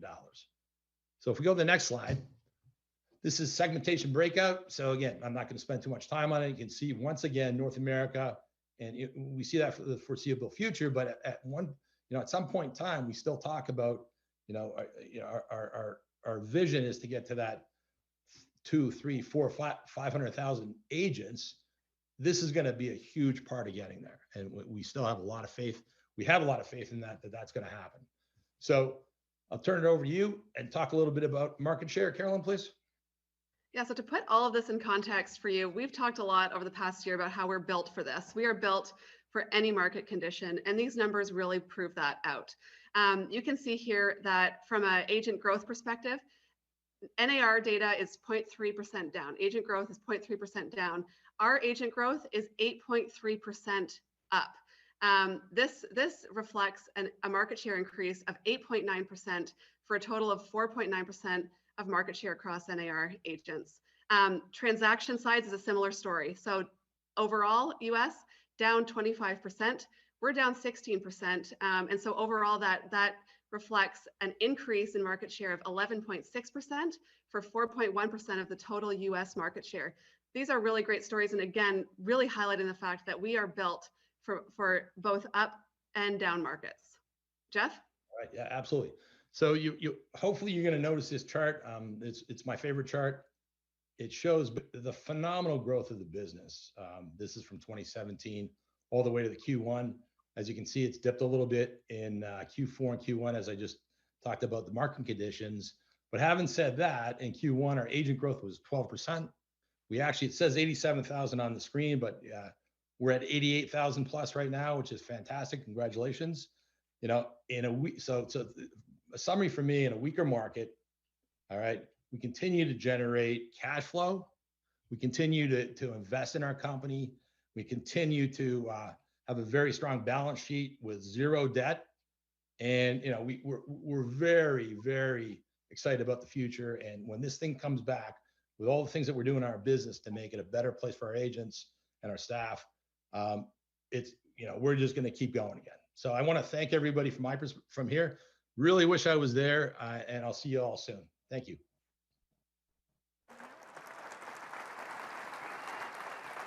Well, thank you, everybody. Hope you enjoyed our finance. Your success is truly our success. So I want to thank everybody here for choosing to be with eXp Realty, to grow with eXp Realty. And thank you very much. We're back to all agents for the rest of the general session. Thanks so much.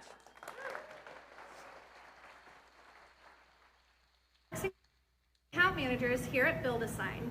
Make sure you stop by our booth to save up to 60% off. And don't forget, if you plan on designing a custom sign, please bring your agent photo and team logo with you to the booth. See you soon! Thank you to our sponsor, Build-A-Sign. And now, eXp, I'll direct your attention to the satellite stage. Welcome eXp agents Ruben Garcia and Chris Cortez.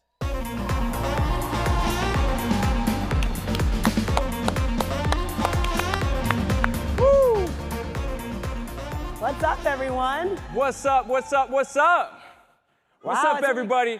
Can I? It's quiet. Come on, Just keep guys. it coming. Come on. What's Get up? some energy up in the room. Yeah, hello. Okay.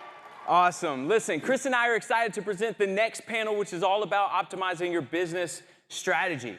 Now, before our panelists come on stage, Chris and I want to share what we believe optimizing business strategy means to us. Now, for me and my team, we have something called a 12-step play that we run at every event that we go to. One of the steps is called dissect and deploy, or D2. The way it works is that with every note you take, you'll want to type them out. And then listen, if you're typing notes, you're going to want to write them out. What it does is it forces you to dissect your notes and deploy in both your personal and your professional life. What a great tip, Ruben. Super, super important. For me, it's all about mindset and making a decision. Before I was with eXp, I almost literally went bankrupt trying to be a real estate agent. Sounds pretty gloomy, right? But it didn't matter how much knowledge I had, how many trainings I went to, or even how many activities I had gone to. It's because I had analysis paralysis, right?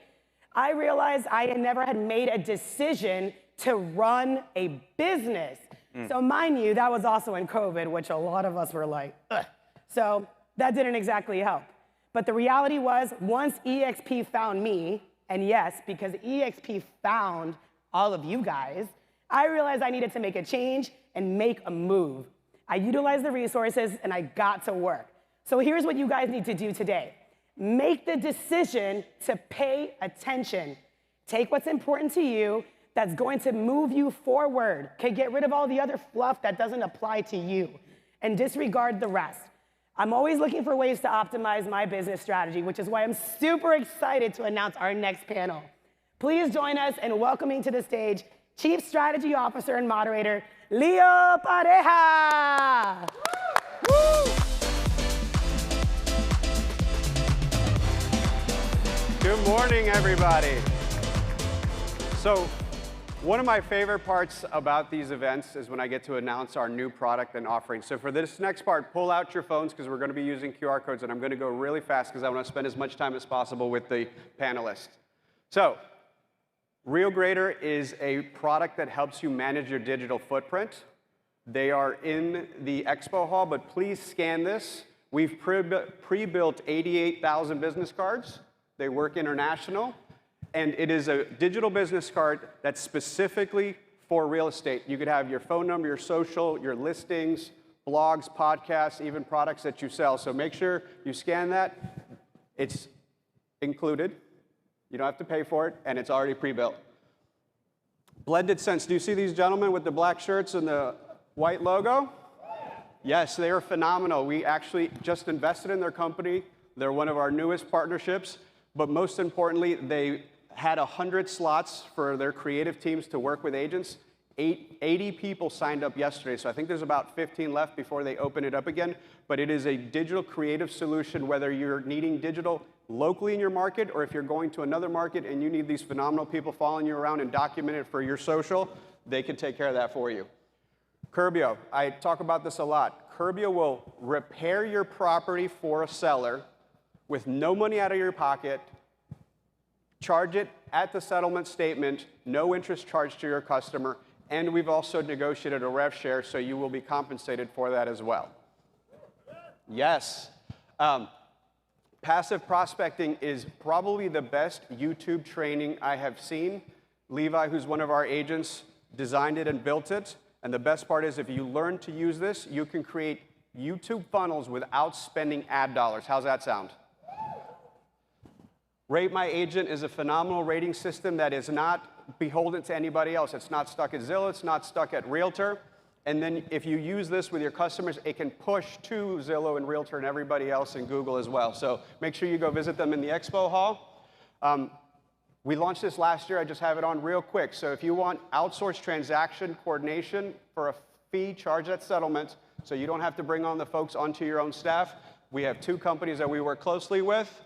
This one, I'm super excited. If you guys want to monetize your databases, if you have past customers who want to buy an investment property in a state that cash flows, because a lot of us live in markets that does not happen, watch this video. They will pay you a 30% referral fee for every transaction that customer ever does with that buyer. And obviously, we've talked about Realty.com, which is also in the expo hall. And if you've liked the QR code technology that we've been using throughout the entire event, This company powers 70% of the Fortune 500 companies in the United States. If any of your kids saw that Taylor Swift concert where drones were flying a massive QR code, it's the exact same technology, and I've negotiated a 50% discount for you guys. So with that, let's bring on the panelists and talk about real estate. And now, moderating our next panel on how to optimize your business strategy is Chief Strategy Officer Leo Pareja. Let's welcome your eXp Realty agent panelists, Nicole Ambrose, Ramon Casals, Krista Mayshore, and Ben Lobby.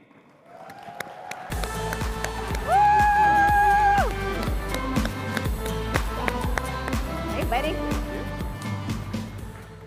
All right. Thank you so much for joining me on stage. Of course. We have a phenomenal group of agents ranging from a solo agent to a 50-person MIT. So what I love about this company is the difference of models and the ways you can take advantage of this great opportunity. If I could start you guys off, I'd love to know about any interesting niches you guys focus on. Who wants to take that one? Well, I'll jump in. So some interesting niches that we focus on, Leo, is in the institutional world and really trying to merge the gap between traditional real estate buyers and sellers, neighbors, families, friends, to companies like Open Door, Home Partners of America, companies that are buying real estate at scale, finding the niche in that market, bridging that gap, and creating more opportunities for our team. And the reason I ask that question is because the session's about optimizing your business. So many folks will go and do what everybody else does, but when you niche down, you have opportunities where you don't have to compete as much. Excellent. Now, Ben, if you want to take the next one, how does it feel to be an agent right now? It's really difficult as an agent right now because I think that society and social media has taught us to live with a 7 to 9 second attention span. And so your consumer is flipping through properties and flipping through communications so fast. So it's harder as a team and as an agent to grasp that consumer's attention and keep them through a transaction. So you constantly have to be focusing more on brand awareness and exposure so that you're building out your lead funnels so that you're constantly staying in front of that customer so you don't lose their attention in this fast-paced environment. Absolutely. I think that tees you up perfectly. If you want to chime in on how you do so, that in this market. I love digital marketing, so I focus and really teach people to focus on branding themselves by being what I call a community market leader. And it's using video and kind of being the mayor of your town where anytime anybody thinks about real estate, they should think about you. And the goal is you want them to be thinking about you well before they're ready to buy or sell. And the best way to do that is to interview people locally. I love funnels, and so I create neighborhood-specific funnels. So if a buyer or seller calls me and they're interested in a certain property or they're going to be interviewing me in their neighborhood, I'll send them to a funnel that's everything specific about their neighborhood, and that really tends to put them over the edge. Well, Nicole, I always admire solo agents. And by the way, most of the time, they're some of the most profitable business models that we seem to overlook. So tell us what's unique about your business and how you crush it in Atlanta.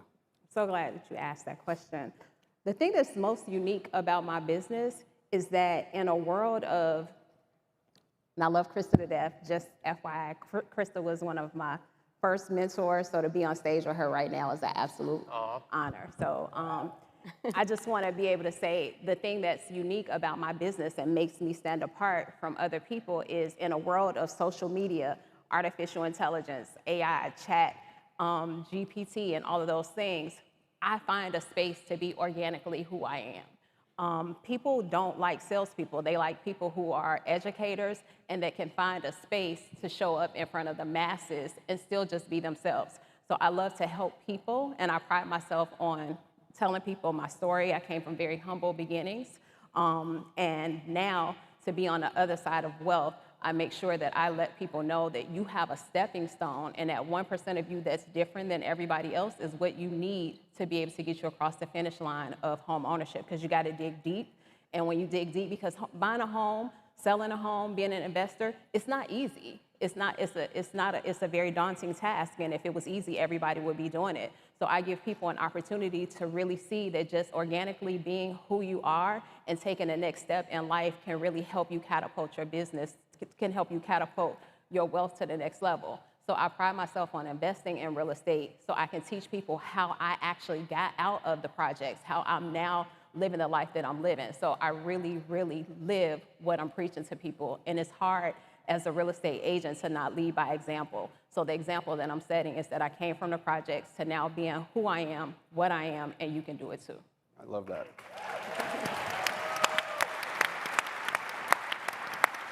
That was actually one of my favorite scripts when I was competing for a listing. I said, I own and sell real estate in this market as the other people you're competing against do the same.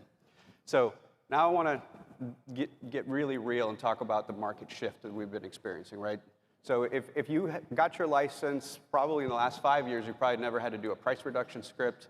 It's been a different market. And again, one of the things about the market is it's local, right? There's markets like South Florida where I live in where appreciation has continued, but then there's other markets that have seen a complete shift. Does anyone want to jump in and talk about how you had to react in the last 2 quarters to right-size your business or pivot? Yeah, I'd love to take that one, Leo. Yeah, in the last, to be honest, the last 6 months has been easily the most challenging 6 months of my career. I think we all thought we were a little bit smarter than we actually were the last couple of years. At least I did. And first things first, you got to get really real with your P&L, with your profit and loss, and you have to lead with that margin. A lot of times on teams, it can be difficult. Like we've mentioned, sometimes they can get out of whack pretty quick. But leading with that and then looking like, okay, I want to go all in, I want to grow my business, but you can't go all in everywhere. You have to go all in on the most profitable area of your business. So for example, a sales team is going to be agents that are prospecting and then more agents doing the right activities. So when I say that, that kind of leads into why we focus on the niche of institutional money or the niche of iBuyers, if you will, is because it's very clear for us. We're not popping our credit card into a machine, right? We know that if we prospect, we go find this person, we find this avatar, right? We'll be able to generate a return. And it really is, like you mentioned, an area that not a lot of other people are going into. So in our opinion, it is the most profitable way for us to continue to grow our business. And it's been very successful over the last couple of years. Anybody else want to take that question? Yeah, marketing and innovation is the backbone behind any business, and now is the time for you to be marketing. A lot of people are actually pulling back on marketing, which is when you should be pulling in. You want to, attention is currency. So the more attention that you can get on yourself and add as much value to the community, don't make it about you, but make it about them. Community videos, interviewing other professionals, interviewing restaurants, local people love that, right? And so I would highly, highly advise, when the market crashed, I was an REO agent and the market got better and I ended up losing all my asset management accounts. And so what I decided to do was to pick a neighborhood and dominate that neighborhood. Anything and everything about that neighborhood I would speak to. And within a year, I was back up to over 100 homes in a year.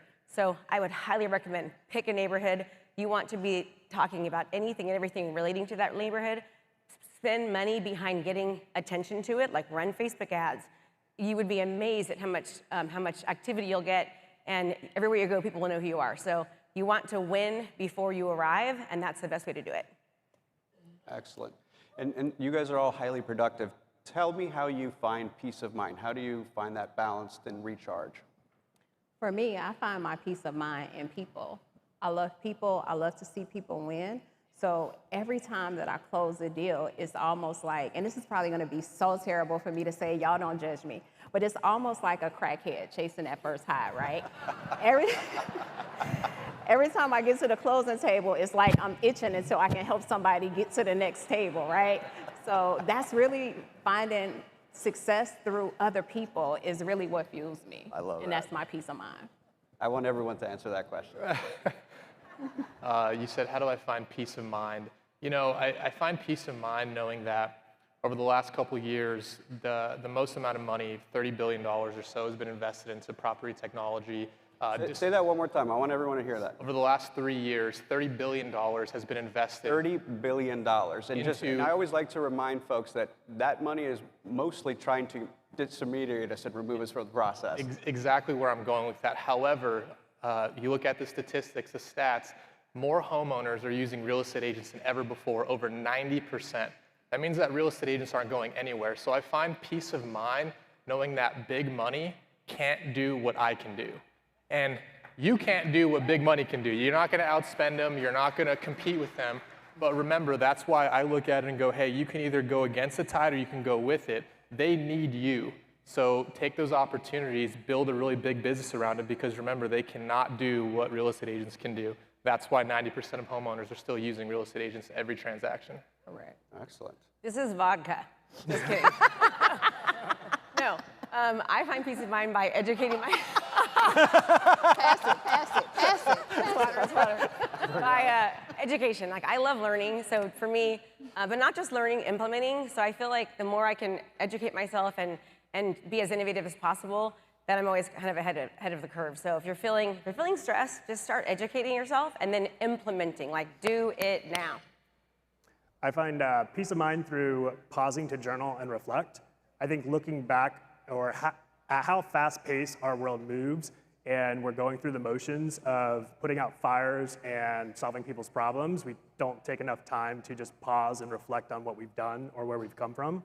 So for me, taking that moment and journaling and being grateful for the accomplishments that we've done as a team, but focusing more so on the team members that we've been able to impact and grow for them to be able to hit their financial goals is really what makes me feel good as a team leader. Excellent. Well, that brings us to a close. It was a pleasure moderating your panel. Thank you, everybody.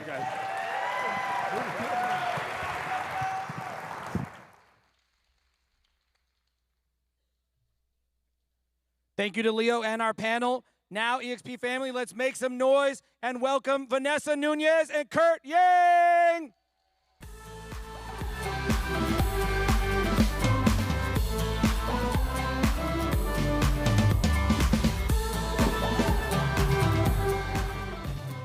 Hi guys, good morning eXp. We hope that you're enjoying the summit so far. The general session is on fire. Standing next to me is the one and only Kurt Yang. He's the agent who landed the record-breaking $40 million residential sale. Here he is, ladies and gentlemen, and have it out for him. The biggest in eXp history. Kurt, this is such an incredible accomplishment. Why don't you tell us a little bit how it made you feel? Well, it's a lot that I can say, but first of all, thank you so much. You're very welcome. This deal took about more than a year to finish, and I work with so many parties, like architects, engineers, and I think most important is like I work with people, real estate agents like us. I think they're awesome, and at the end, my feeling of this deal is like I'm so super excited, and I'm happy my client found what he was looking for. That's awesome. Congratulations, once again, an incredible accomplishment.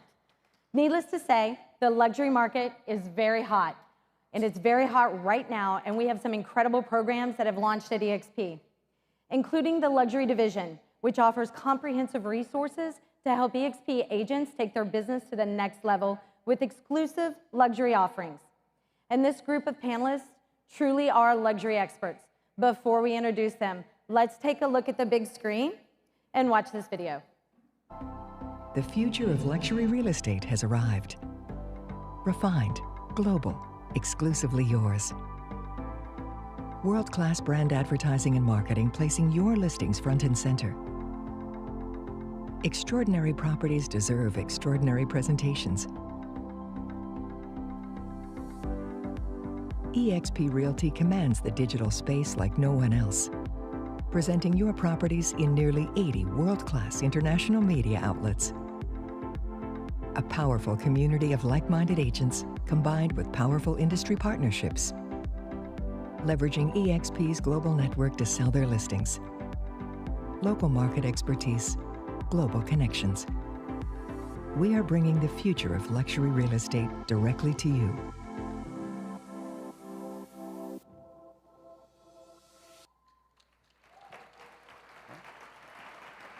Please join us in welcoming the next panel, titled The Future of Luxury, hosted by our very own Vice President of Growth, Amy Weaver, and featuring eXp luxury agents, Tina Call, Nathan Abbott, Janet Caudle, Janie Coffey, and of course, Pete Middleton.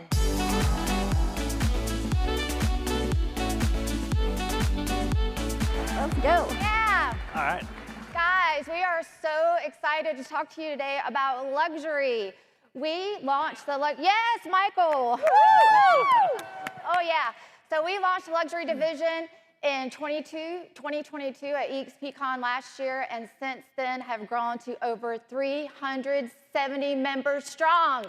Yes. And counting. I see you guys lining up out there. So we have these amazing agents that have been such an integral part of that. And my slides aren't up, but I'm going to wing this. I don't know where they are. You guys have been such an integral part of building this community. You've put your blood, sweat, passion, sometimes tears, into building this community, this powerful, powerful, powerful community that we have. So I want to welcome these amazing guys to the stage that have just been such a component of building a community that we are proud of. We're proud to launch to you. Can you give them a hand? All right, first we want to do a brief introduction. We're going to rapid fire.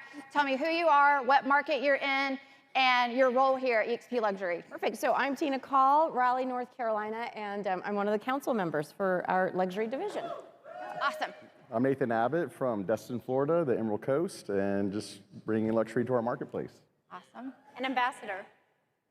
And you're an ambassador. And I'm luxury ambassador for the company. It's just named Luxury Ambassador. Let's give him a hand. Hi, everyone. I'm Jana Caudell. I'm from Crown Point, Indiana, and also beautiful Naples, Florida. I'm a 4-time, soon-to-be 5-time icon with the company. I love this company, and I'm also one of the Luxury Advisory Council members, and I couldn't be more excited to be with eXp and bringing luxury to you. Hi, guys. I'm Janie Coffey. I'm from St. Augustine, Florida, which is just an hour and 45 minutes away from Orlando, and I'm the co-chair of the Luxury Division. Hi guys, I'm Pete Middleton. I'm from La Jolla, California, and Nashville, Tennessee, and I am also the co-chair of the Luxury Council. Awesome. And don't they look good? Look, we color coordinated. We're dark and light, like we alternated that way. We're good. We didn't even discuss it first. So guys, one of the questions that we seem to get a lot that is centers around how do we as agents, how do these guys break into the luxury market? I'd really love to hear from each one of you your tactic or strategy to open up and get into the luxury market. Tina, we'll start with you. Okay, perfect. So I've been in real estate for 24 years, and 15 years ago, I actually moved to a brand new market. So I didn't know a soul, but I was armed with some knowledge of scripts and picking up the phone. And so I thought, you know what the heck, I'm just gonna start calling. And so when you're a new agent or new to a market, you have to go after the easier business. And to me, the easiest business is a seller that failed to sell. And so if I can go and position myself in front of that seller and show them that I can bring something different to the table, a more elevated experience, that's how I broke into luxury. So my first luxury listing in Raleigh, North Carolina was over $1 million and years ago. So I think that for me right now, maybe you don't want to call them, but you could drop off a package of information. You could email them. And so really getting in front of those luxury sellers, because a lot of people are intimidated by it. And when we look at our market right now, we have beautiful, beautiful luxury listings that are overpriced. And so what's nice about this too is that they're sort of beat down a little bit. They've got an agent that maybe didn't guide them correctly. And so you can come in there, especially with the luxury beautiful collateral that we have and the exposure that we can give them.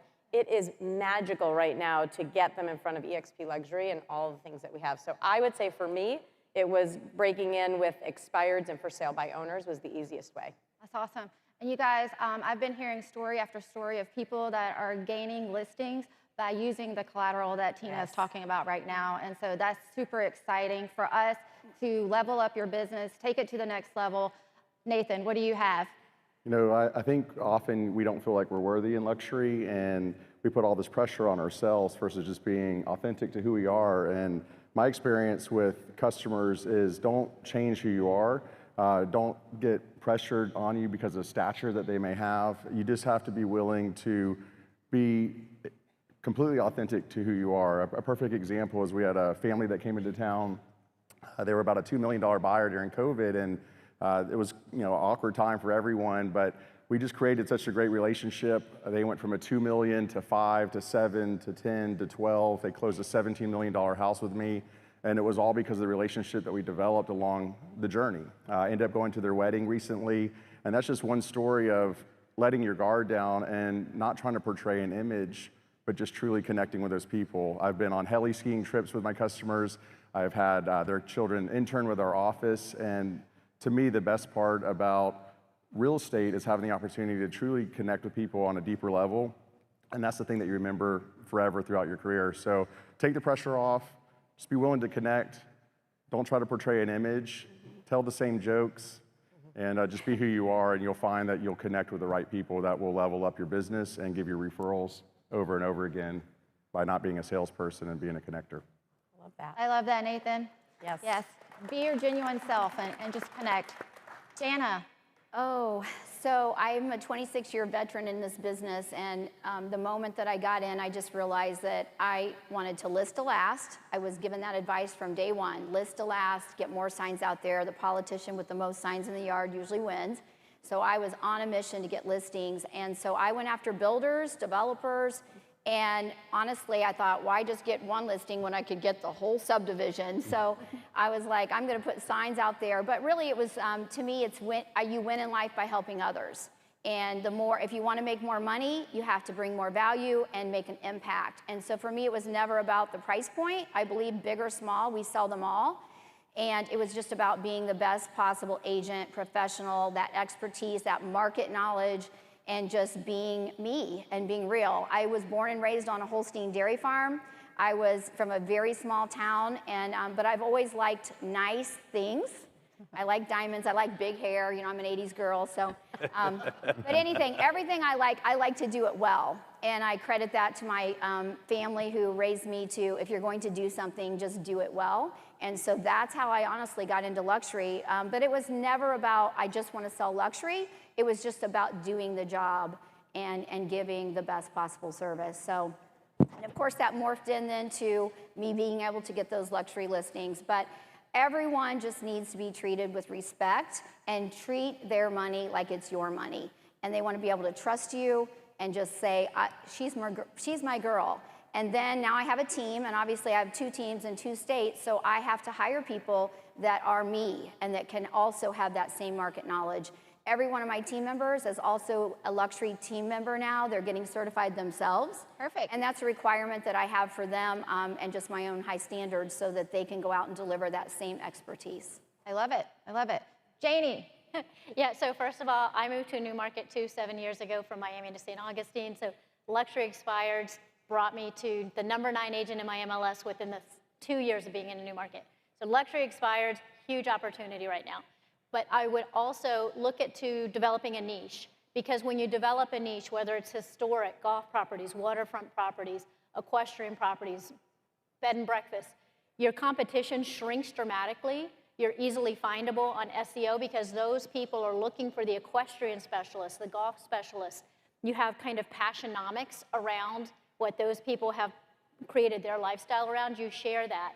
And it really cuts down on pushback on price, on terms, because they feel they need you. It's so easy to cut through kind of everything else. Easier to get press, easier to get coverage. And then that just like you were saying with referrals, that just springs off each other because boat people are going to want to share their boat specialist with their friends and family. So that's what I would do, go after expires and develop a niche around something you love and know well. Right. Love it. Well, we've got Mr. Pete. Oh. Listen, everybody said some amazing things up here. These are amazing people, you guys, and they're giving you great, great advice. I moved from a market where the average price was $103,000 to a market where the average price is $4.2 million. And if you want to break in, you can do it.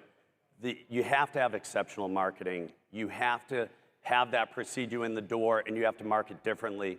What we've all created at eXp Luxury with the help of Michael Valdez and Amy and Glenn and all the leadership, right? All our partners is luxury in a box.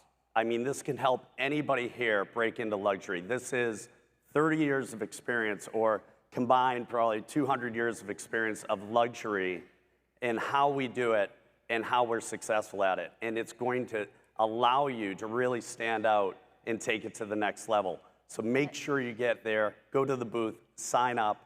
There's a huge discount for everybody this week only while you're at the convention here, and sign up for eXp Luxury. Yeah, we actually opened the certification room up for you guys so that you can get a taste of luxury. Janie's actually teaching the luxury certification course, so we're super excited. Janie, as one of the co-chairs, you and Pete are co-chairs, what do you say to these guys as to why they should check out luxury, our luxury division? Well, I think Pete and I agree, but all of us agree. Our mission, our vision is to create, and we have created with a lot of blood, sweat, and tears, the absolute perfect no-brainer decision for agents who are already in eXp to join the luxury division because of the suite of tools, networking, masterminds that we have together, but then also agents outside of eXp as well. We are so, so, so excited about what we've put together, all of us together, and we hope that you come visit us at the booth, come to the certification, come talk with any of us. Let's go luxury. Yes, let's go luxury. Thank you guys for your time today. We look forward to seeing you at the booth back there. Thank you. Bye, guys. Thank you to our luxury panel. And now, eXp family, it's time to get excited. Stand up, put your hands together for Ija Johnson and Carlos German!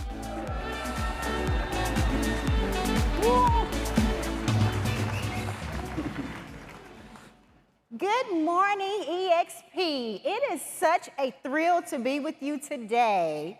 Hey, are you guys having fun so far? I know your brain is exploding. Come on, let's hear it, let's hear it. We're just getting warmed up, right, Ija? Absolutely. Carlos and I have the distinct pleasure of introducing our keynote speaker, Ed Mylett. And if you, if you haven't heard of Ed, before, you are in for a real treat. Ed Mylett is a global speaker, coach, entrepreneur, 2 times best-selling author. I hope you guys all have his book. He's also a TV host. He has one of the top-ranking podcasts in the world, and he is somebody that's about to light our fire on this stage today. Yes, not only does Ed have a passion for mentoring and coaching others on what it takes to become a champion, but his dynamic presentation style guarantees to get you fired up and excited about your future. Well known for combining spirituality, faith, the inner working of the mind, and tactical thoughts and actions to transform your lives and have a massive impact. Please get up, everybody. Come on, let's hear it. Let's get it up. Let's warm it up. Let's hear it for our keynote speaker in eXp Realty, Ed Mylett. Let's go! Your dream, your life, the things you want, you're one decision away. One relationship, one meeting. One event like this, one thought, one emotion from completely changing your life. You're much closer to your dreams and your visions than you think you are. 10, 9, ignition sequence start.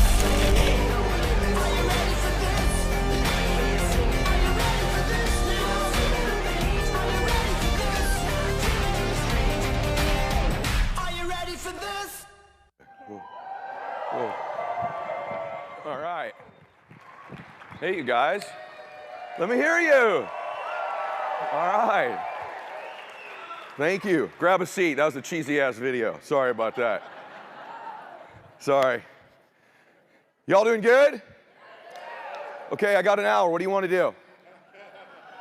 Tell you what I want to do. Let me be really clear with you. I want this to be a life-transformative hour. I want this to change your life. So although I'm ranked like the #1 or 5, depending on the poll, speaker in the world, I'm actually not a speaker. I'm an entrepreneur. And so when I get a chance to speak, I take it really seriously because there's things I know about you I'm going to share with you as I speak today. But even more specifically about being an entrepreneur, I really feel home at eXp because the first business I built was this exact model. So I built my initial wealth recruiting and building people and building teams. So I know a lot about what you guys do. I'm going to talk about that today. You want to hear a little bit about that? Say yes. Cool.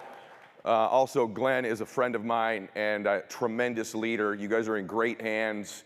You're telling me backstage you're really the only real estate organization that even made a profit the first quarter of this year, and we're gonna make a lot bigger one the second quarter when we're done here. So you guys ready? Say yes. All right, so after the cheesy video, let me clear some things up for you for a minute. Because my team always sends some version. Luckily, that was the short one. There's like a 20-minute one I could show you too, with like islands and jets and when I used to be jacked and big with my shirt off. You'd love that one. Super goofy. And so what I am not is some superstar person. And I think that's important. You know, when you see everybody up here on the stage, they're all dressed in really expensive clothes. They've all had a lot of success. I come up here with a hole in my shirt. I'm not all that expensive. But the point is, when we come up here, you could kind of start, because there's a hero-making machine that comes with building leaders, right? We make heroes of people. It's one of the best parts of your business. One of the downsides, though, is you could start thinking these people are different than you. And then if you can actually convince yourself they're different than you, then like you have an excuse not to win. So what if, at least in my case, I'm like a goofball and really average and ordinary? Would that give you a little bit of hope if you knew who I really was? Yes? Okay, here's who I really am. I'm really the son of a drug addict and an alcoholic. That's actually who I am. Who I really am, grew up very shy, very insecure, no self-confidence. Who I really am is I grew up in tremendous anxiety and dysfunction. And those things that are embedded in you as a child, you never really lose all of them. So even to this day, hundreds of millions of dollars, I got a Global Express, I've owned 6 jets, I own an island, I reach millions of people with my podcast, which, by the way, some of you still are not listening to the best podcast in the world, right? Like, I don't get it, but listen to my podcast. It will change your life. The Ed Mylett Show. But after all of that, who I really am is that's me. I'm the son of an alcoholic. And so, did any of you, by the way, grow up in any neglect or dysfunction in your upbringing? Just curious. Any of us? I got some brothers and sisters. Wow, the rest of you have like perfect families. You're totally full of shit. So, how many of you had any neglect? Right? So, like, it could be like divorce, bankruptcy, they didn't tell you they loved you enough, all the way up to abuse, drug addict, whatever it might be. I have a very good friend of mine. How many of you have kids? Cool. This is going to hit home. Really good friend of mine. I met my wife in kindergarten. And I'm still very good friends, we both are, with another girl from our kindergarten class. Her name's Jennifer. I won't tell you her last name. And when you know, I've had a lot of cool things happen in my life. And then my book came out, The Power of One More. It's the #1 nonfiction book in the world this year. And she says to me, man, I'm so proud of you, Eddie. You grew up with all that neglect in your home, and you've just changed your life and changed the world and blah, blah, blah. And I said, Jen, I love you and thank you. But I said, I have to be honest with you because I do love you. I think you neglect your kids. She said, what are you talking about? Brian and I have been married together for 25 years. I don't drink. I love my kids. I said, yeah, that's all the basic stuff. I said, let me explain something to you. The most insidious form of child neglect in the world, is a child who's being raised by a parent who is not in pursuit of their dreams or their potential. That's the #1 form of child neglect in the world. And the reason is because with our children and most things in leadership, it's caught, not taught. It's caught, not taught. Your kids are catching from you that it's okay to settle. You can be anything you want, sweetheart. At some age, they grow up and go, well, why aren't you, mama? When you walk in a room someday, everybody's going to know your name. Well, what's up with you, Dad? You can be anything you want. You can be happy. You know what your kids really want for you? They want you to be happy. And they know whether you're not. You can fool them a little bit. They'll still love you, but at some point your kids figure out who you, by the way, you figured out who your parents are, didn't you? They drive into school with you in the morning. They know whether you're happy. They know whether you're winning. They know whether you're going for it. They know whether you're stretching and growing. They know. And you're neglecting them if you don't go for it. The good news for you is you are very special and unique that you're a part of eXp, because what you're at least saying is, I don't want to be average and ordinary. I want to try to do something great with my life. And what we think in our life is that because we haven't succeeded before or we got something in our background, I got a divorce, you don't know I cheated here, I lied there, I'm average, I've always been invisible, we begin to disqualify ourselves and say that's why I won't win in the future. And nothing could be further from the truth. I'm going to prove that to you in a little bit. Now let me give you a spoiler alert. My dad eventually got sober. and spent about 35 years of his life sober, completely changed his life. So the reason I'm even in this space where I believe human beings can change their life is I watched my hero do it. But I'm going to teach you a couple things, okay? I'm going to say something to you. I'd already written my book. I'd already had, a lot of pretty good success. And I was laying in bed about 8 months ago, and I woke up crying. My wife's not ever seen that before. She's like, "What's wrong?" I said, "Babe, something just dawned on me. I can't even believe I've never thought about this before." I said, "Someone helped my dad. Someone helped Daddy." She's like, "What do you mean?" I said, "Someone helped my dad. When my dad was going to lose his family, my dad was actually going to take his life. And I don't even know where it happened. In some bar, alley somewhere, some precious human being stepped forward and said, I can help you." And that person, they didn't know it in that moment, but they were doing something great with their life. They helped my father get sober. And you would say to them, they don't know that when they helped my dad, that someday I was his son. And the ripple effect of helping that one human being has reached millions of people on all the continents on the planet. Now, why is that? Here's what's crazy, because you don't understand the power of helping one more person. You still don't get it. Listen to me. What qualified that person to help my dad? What were their qualifications? Do you know? Here's what's crazy. The very things that they would think disqualified them from ever doing anything great with their life. You know what qualified that person to help my dad? They were also a drug addict at one time. They were also a liar, living in the shadows, stealing, drinking, hanging out, cheating. The very things they thought would disqualify them from ever doing anything great qualified them in that moment to step forward and help my father, because in life you are most qualified to help the person or people you used to be. And that's the power of your recruiting model. That's the power of eXp if you get it. Put your phone down. Put your phone down. There's a guy worth $800 million talking.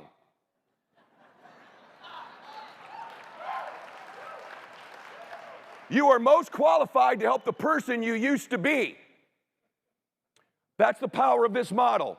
If you used to be broke and you no longer are quite as broke, you can help broke people.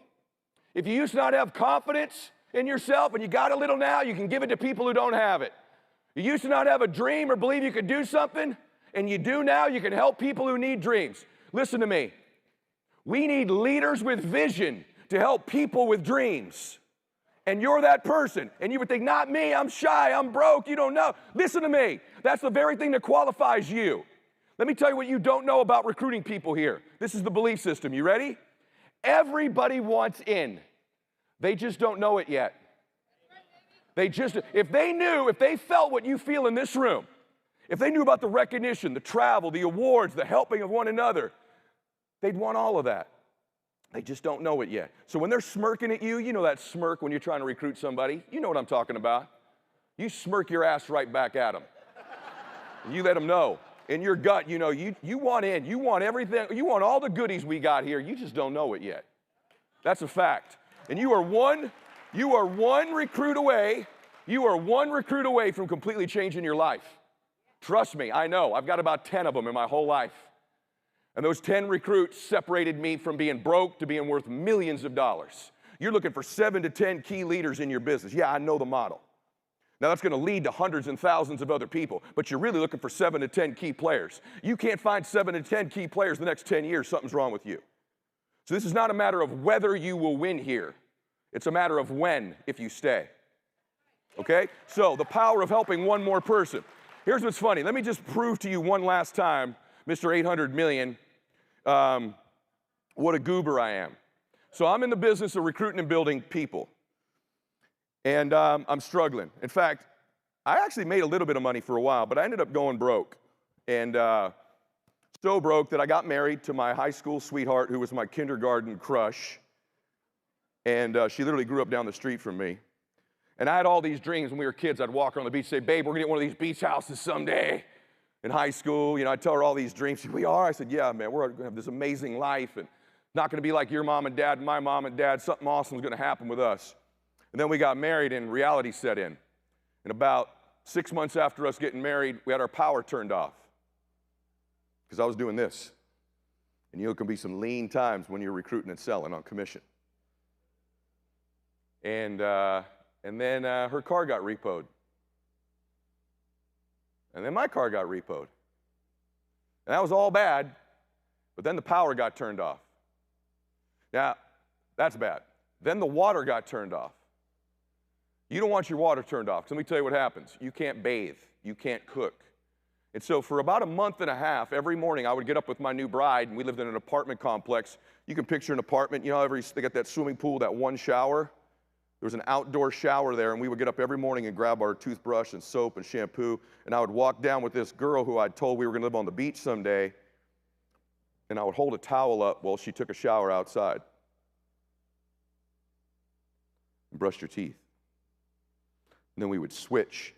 She'd hold the towel up, and I would. Our neighbors all knew what was going on, and I would walk up the stairs of our apartment completely ashamed.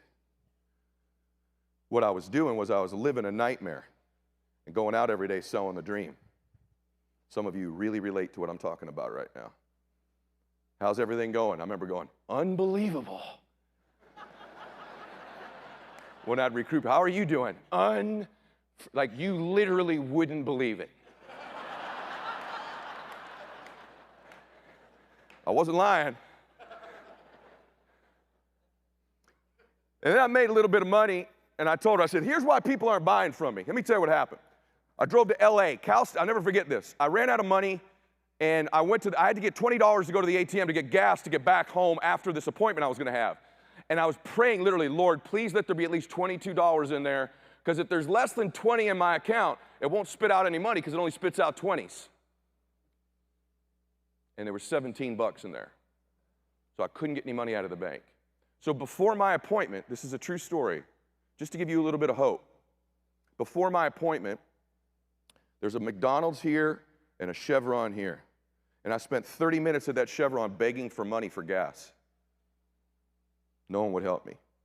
I went over to the McDonald's, and I literally walked in the drive-through line with people in their cars, and I got a man to give me $10. And I told him, give me your contact information, sir, I'll send it back to you. And I did.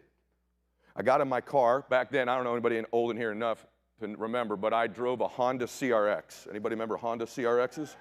Oh, we got some people in here. It's got some old people. Cool. So I rolled up. My Honda CRX was a hoopty, so what I would do on all my appointments is I would park a block away and then walk to their house so they wouldn't see that I was broke, how unbelievable I was doing. And so I parked my car a block away. I went in, I gave my presentation, blah, blah, blah, blah, blah, blah, blah. When I was done, they go, this was great, let us think about it, which was code for, no, please get out of our house. So I get out of the house, and I'm walking down the block, and I got to turn to the right side to go where my car is on the other block, and I see the glass on the sidewalk. Back in those days, everybody was stealing car stereos. If you had like a Alpine or a, what was the other one? Kenwood. Now I know there's some old people in here. Alpine or Kenwoods, they jack your car stereo back in the day. But I remember walking, I had like 100 yards to go. I'm like, well, this is weird. I got a Sanyo. Nobody wants my Sanyo. And I get up there, and they didn't take my stereo. You know what they took? My passenger seat. They stole my passenger seat. You have to be really down on your luck to have your water turned off and someone pursues your passenger seat out of your car. You got to be a very specific criminal to be in the market. I'm on the hunt tonight for a passenger seat of a Honda CRX. And my dumbass with no water, just begged for money at the gas station, rolled up with exactly what they were looking for. The next 4 months on recruiting training appointments, literally, if you were my recruit, you rolled in my Honda and you sat on a rock I grabbed out of the landscaping of my apartment complex. That was your seat. And I would literally say to you, hey man, fasten your seatbelt. That's the truth. I haven't told that in a long time. And then I made like $6,000. I saved $6,000. I said, babe, the reason I'm failing, no one thinks I'm successful. I need a Mercedes. If I were broing in a Mercedes, you know, some of you believe this BS too. Man, once I start making money, then I'll recruit. That ain't how it works. You got to recruit to make money. So I'm like, all right. So I went and looked in the penny saver. I clicked, guys, back there. I don't know if y'all can feel my clicker, but I'm clicking up here. Here we go. I'm clicking, but it ain't clicking with me. I don't think your clicker works, everybody. In fact, I now definitively know it doesn't. So if you got another clicker, bring it to me. Anyway, so I look in the penny saver, and all the Mercedes like 60 grand, 60 grand, 60 grand, 60 grand. I find this one that's 6,500 bucks. It says Mercedes-Benz SL, kinda. True story. In parentheses. That might be my speed. Read a little bit longer. It's a Mercedes. It's not a Mercedes. It's actually a Chrysler LeBaron kit car with a Mercedes-Benz body. Anybody even know what a kit car is? You're a well-adjusted human being if you don't know. I do know. And what a kit car is, this ain't a real one.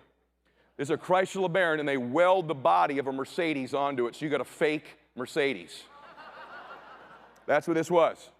But beggars can't be choosers, so I decide, by the way, this sucker had a stereo, top of the line, Jensen 7-inch motorized touchscreen on the head unit there, MB quart for the front speakers, got infinities in the rear. So I drive down to this lady's place. She's got this car there. I'm pretty sure there was some methamphetamine, thank you, involved in her universe at the time based on what was going on there.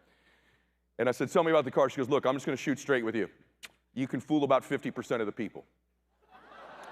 I said, why? She goes, well, it's 2 feet longer than a real Mercedes, so people that really know the cars are going to laugh their ass off at you. And she goes, and when I say laugh, I mean like almost fall out of their own car laugh, pointing at you. The other little glitch is the real one doesn't have a back seat. This has a back seat. Oh, also the heater blows full time when it's August, so that's going to be an issue for you too. I go, anything else? She goes, nah, that's probably about it. She goes, by the way, you seem very persuasive. You might be able to persuade 70% of the people. I said, all right, I'll take it. I'll give you 5. She goes, give me 6. I got 5,500. She goes, deal. Oh, she says, this is the power of one more. She goes, oh, by the way, one more thing. I go, what? What else could there be? She goes, well, you know how like a regular kit car? I go, no, I don't know what a regular kit car is. She goes, well, a regular kit car, like the body's welded on to the LeBaron. This one's not welded on there. I said, well, how's it on there? She goes, Velcro. I go, what did you, take your hand? I literally said to her this. I said, ma'am, please remove your hand from your methamphetamine-infested grill right now. Okay? What did you say? She said, it's Velcroed on there.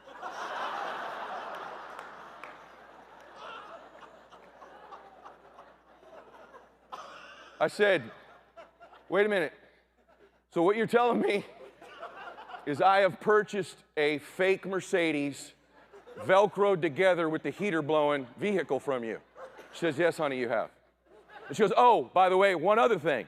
When you pull up to a stoplight, don't give yourself enough leeway where you don't brake fast. Because if you brake fast, the front left headlight, the Velcro's loose, it'll fly out into the intersection. True story. Hey, Forbes magazine named me the most fastest growing man in the history of social media 3 years ago. Let me just tell you something. If there were cell phones and social media back in the day, I would have been 3 billion times more viral. Because let me tell you why. Number one, I was driving a Velcroed fake Mercedes. But better than that, more than 100 times in Mr. 800 Million's life over here, I have rolled up to the intersection too quickly. Whoop! Headlight out into the intersection. More than 100 times, just to give you hope, I have run out into an intersection and stopped 4-way traffic. In my Men's Warehouse suit and my JCPenney shoes, and I have picked up my own. Imagine you pull up to a light just minding your own business, and you watch this headlight fly out into the intersection. And then some dude gets out of his car, runs into the intersection, stops the traffic, picks up his own freaking headlight with Velcro on it, runs back to his car, sticks it on there, and then jumps back in his car again. You imagine how viral I would be? By the way, about 25 or 30 of those times, I shut the door too hard and it fell off. And then I'd have to get out of my car and Velcro it back onto my car. True story. So, what's my point? By the way, just for fun, which one's my car? Is my car the silver one? Say aye. Or is my car the blue one? Say aye. Blue's mine, huh? Wrong. How do you know? Look at the front left headlight. See the gap for the Velcro? You can look at it right now. Bam, that's my car. I drove that car for 5 years. The third year I drove it, I made $770,000. Oh. The fourth year it got stolen, and the criminal went 5 houses down from me, figured out what it was, got out of the car, left the keys in it, and rolled on. In the fifth year, I sold that car to a dude on my team for $7,000. His name's Rob Day. It's a true damn story. And he's worth about $100 million now himself. How about that? So, why do I tell you all that? I ain't no superstar. Hope I gave you some hope. You got a little hope right now? Say yes. So, what the heck did I do? Let's talk about it for a minute. First things first is I made one decision. I don't want to live life on a merry-go-round. Most of the people that are giving you crap about doing this, that don't get why you're doing it, they chose to live their whole life on a merry-go-round. Just see the same stuff, slowly but surely, every day of their damn life. Same people, same places, same things, same thoughts, same everything. You've decided by doing this you don't want to live your life on a merry-go-round. Let me tell you what you're going for. Excuse me, go back. You're going for this. You're going for, hopefully this will go. Let's see if you can play that. Nope, it doesn't. You're going for, it should. Play that, guys. Click play. There we go. You've decided, just so you know, you're living on the roller coaster. It's going to go up, woo! And then you get to the butterflies coming back, up and down, fast. And when you watch someone get off a merry-go-round, like, yeah, that was great, let's do it again. Watch someone get off a roller coaster, yeah, baby! That's the life you've chosen. But it's going to go like this. I'm 52 years old. I'm still on the roller coaster. 9 weeks ago, I had a heart attack backstage before I spoke. 9 weeks ago. Unexpected things are going to happen to you in your life, right? But guess what? I'm here today. I've lost 30 pounds. I got to lose a little bit of muscle, but I've done it. Here's what I've developed in my life. Let me tell you what I've developed in my life that's worked for me. I've got 2 skills that I've made the money with and the influence. I want you to hear this. Napoleon Hill says in Think and Grow Rich that if you can survive the temporary, on the other side of temporary pain, you meet another version of yourself. If you can survive temporary pain, on the other side of temporary pain, you get to meet another version of yourself. It's a pretty powerful thing. I only have 2 talents. I'm not particularly smart. I'm not. I'm well read, but I'm not particularly bright. I don't think I'm wired with a whole lot of self-confidence, maybe even to this day. Yet I coach some of the top human beings in sports, entertainment, politics. I'm one of them. How'd that happen? I got 2 talents. Want to know what they are and how I got them? You curious? Let me tell you how I got them first. Let me tell you what they are. I love people. And I'm really present with human beings when I'm with them. And they feel something. I read them well. That's why I'm telling you, that's why my podcast is different. You can see someone get interviewed on one show and on mine, it's totally different. Matthew McConaughey said, hey man, I've been interviewed 3,000 times in my life. This is the best interview of my life. Just happened. I have a presence with people and a love for humans, and I read them real well. There's an energy you'd feel if you were with me. You'd probably feel like you're the most important person in the world, because I think you are. I want to remind you something about you, just so you know. No one's told you in a while. You were born to do something great with your life. Like, just listen to me. You were born to do something great with your life. And you may not know it when you're doing it, just like that guy that helped my dad get sober. He didn't know it at the time, but he was. I'm good with people. Second thing, I'm a good communicator. Those are my 2 skills. That's it. That's it. Let me tell you what they come from. Did I mention I was the son of an alcoholic and a drug addict? Comes from that. I have a mom and 3 sisters, and when my dad would go on these drinking binges, he would say, hey, when I'm 5, you're the man of the house, boy. You take care of your mom, your sisters when I'm gone. I would literally sleep on the inside of our house, blocking the front door so the bad guys couldn't get in. The Bible talks about the sins of the father. When my son Max was born, he grew up in a loving, beautiful home with an unbelievable mom and a decent dad in me. And when he was 3 years old, I found him sleeping in front of our front door. It's caught, not taught. It's in your DNA, it's in your legacy.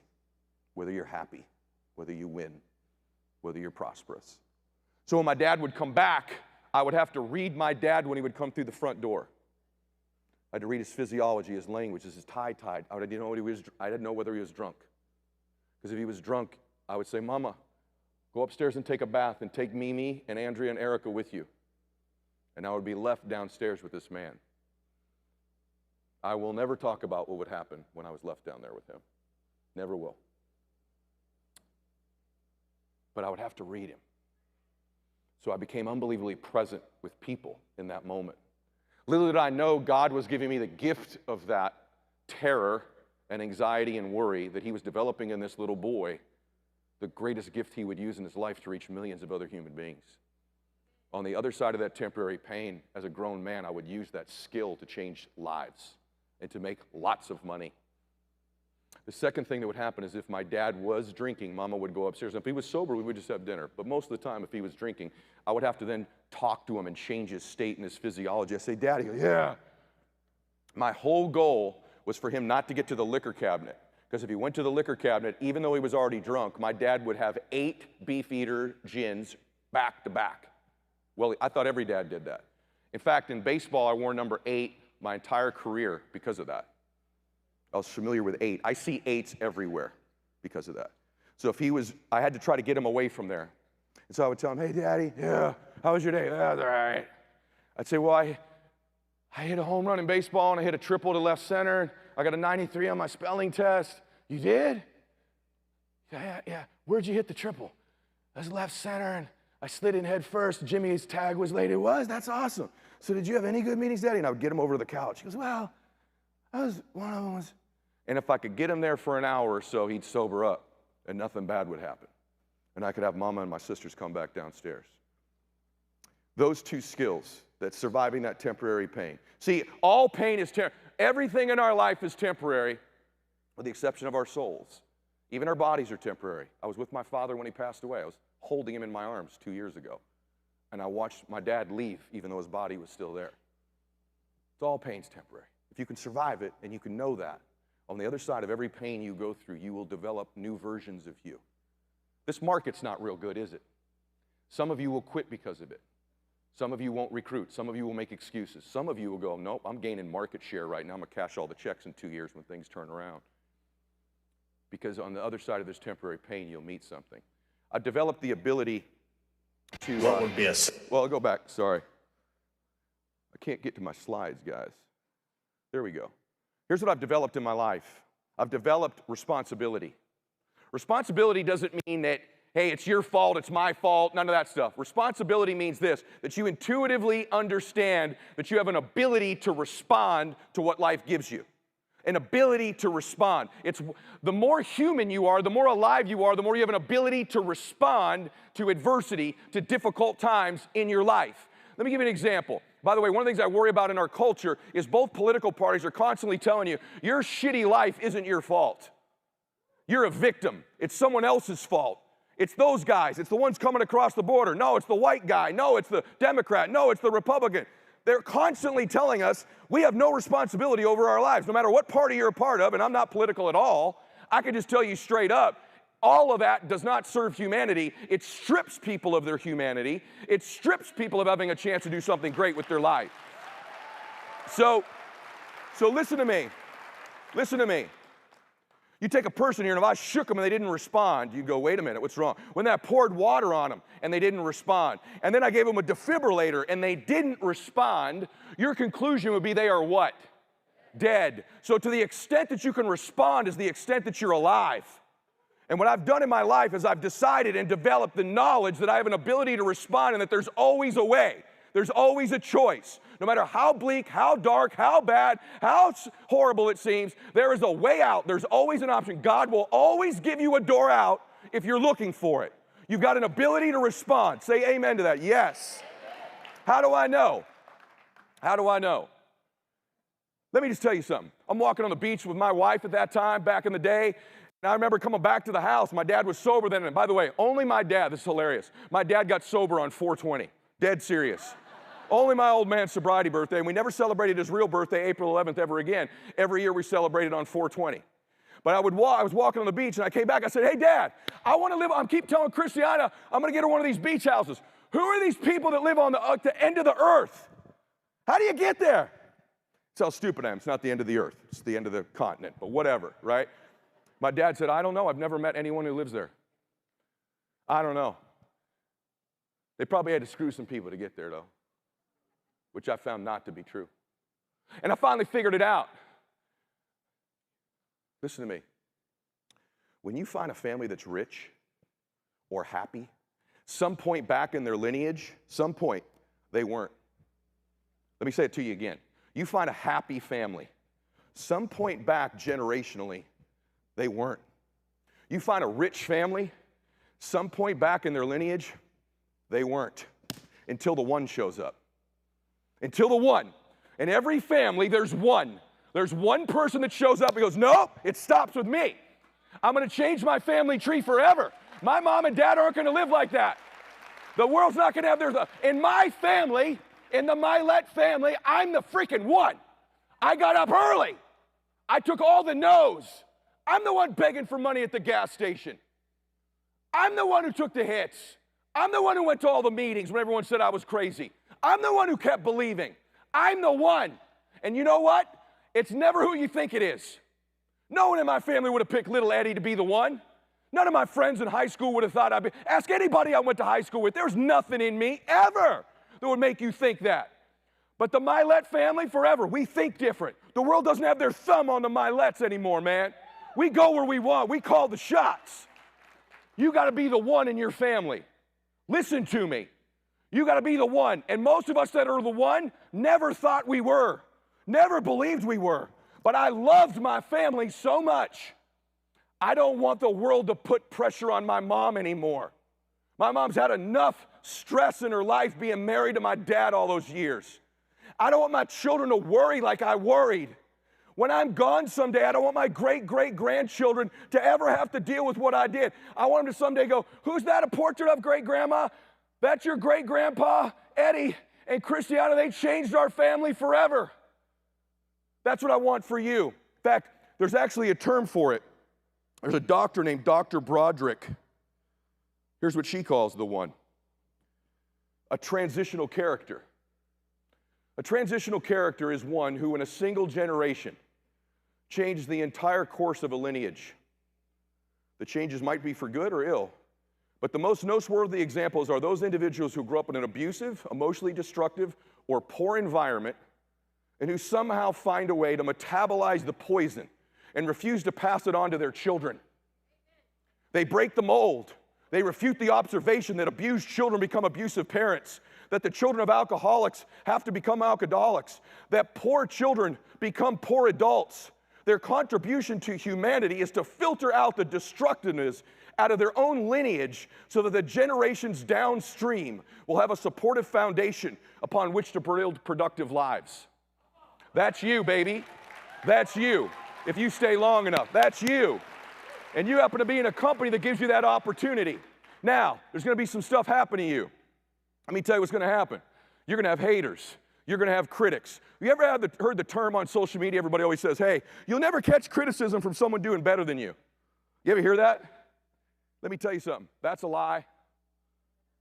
You're going to catch criticism from people at every level. In fact, your mentors and even some of your uplines, they'll be really excited for you until you start doing better than them or starting to threaten their success. You ever heard of a guy named Tiger Woods? I'm going to show you a video right now. Tiger Woods at his first professional golf tournament. This is a clip none of you have ever seen before.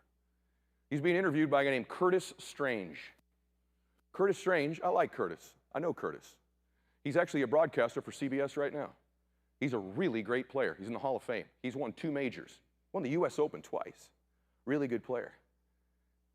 But this cocky kid who he thought was cocky wants to now play professional golf. He gets to interview him at his first tournament. And you know what he does? He tries to steal his dream. Number 1. You have anybody try to steal your dream? Number 2, you know what he tries to do? Get him to be realistic. You have anybody trying to get you to be realistic? Yeah. But the thing is, makes fun of him and mocks him like he's got an ego, like who are you to want to do so well? What's wrong with where we already are? You got anybody that going in your life? You know exactly what I'm talking about. Tiger Woods is the one in his family. Okay? Watch this interview. It's a 1.5 minutes. You're not going to believe that you've never seen this before. What would be a successful week here in Milwaukee? Two things. I think if I play 4 solid rounds, we'll go off to a good start today. If I can do that for 3 more days, I'll be very happy, and a victory would be awfully nice too. A victory. Do you think, to me, that comes off as a little cocky or brash, especially talking to the other guys on tour that have been out here for years and years and years, and certainly an incredible amateur record, but what do you say to those guys? Well, when you come out here, you know what I'm saying, your first pro understand. tournament, you say, I can win. Oh, I understand that. I've always figured that why go to a tournament if you're not going there to try and win? There's really no point in even going. That's the attitude I've had my entire life, and that's the attitude I will always have. As I would explain to my dad, second sucks, and third's even worse. That's just a feeling But I on have. tour, that's not too bad sometimes, though. That's not too bad, but I want to win. That's just my nature. You'll learn. How about that? How about that? You'll learn. You got someone in your family just like that mother right there. Yeah, they learned, didn't they? About 20 years of the biggest learning experience all of them ever had in their damn life. Got their asses slapped around, right? Right? That's what you got to do. So I see this video and it changed my life. I'm going to tell you 2 stories that I think are going to affect you that you'll remember forever, and then I'll be done. Number 1, my son. This is my son, whom I love. I don't have time to cover that. We'll click through it. Oh, you know what? Let me give you a gift. I'll scan that real quick. There's no upsell. If you scan that, I'm going to send you how I manage my entire day and my time. It's something that I charge $5,000 for. It's completely free if you scan that. Is it up on the screen? There it is. There we go. Scan that sucker. Okay? You go there. There's no upsell. I'm not going to give you something free and then send you an email saying, buy my course. I don't have a course. Just do that. If you miss the scan, go to edmylett.com, put your email in there, and we'll send it to you. It's my gift because I love this company. I think Glenn's a wonderful dude. And by the way, I just want to see you change people's lives. I want you to do for human beings what that guy did for my dad and what I've done for lots of people. So this is my son, whom I love. I only have one son. His name's Maximus. I love him, but I'm going to share some things with you that would embarrass him. He's the most uncoordinated human being I've ever met in my life. To this day, if you put a gun to my head or his mama and said, is Maximus left or right-handed? And he's 21 years old. We probably should have figured it out by now. I have no idea whether he's a lefty or a righty.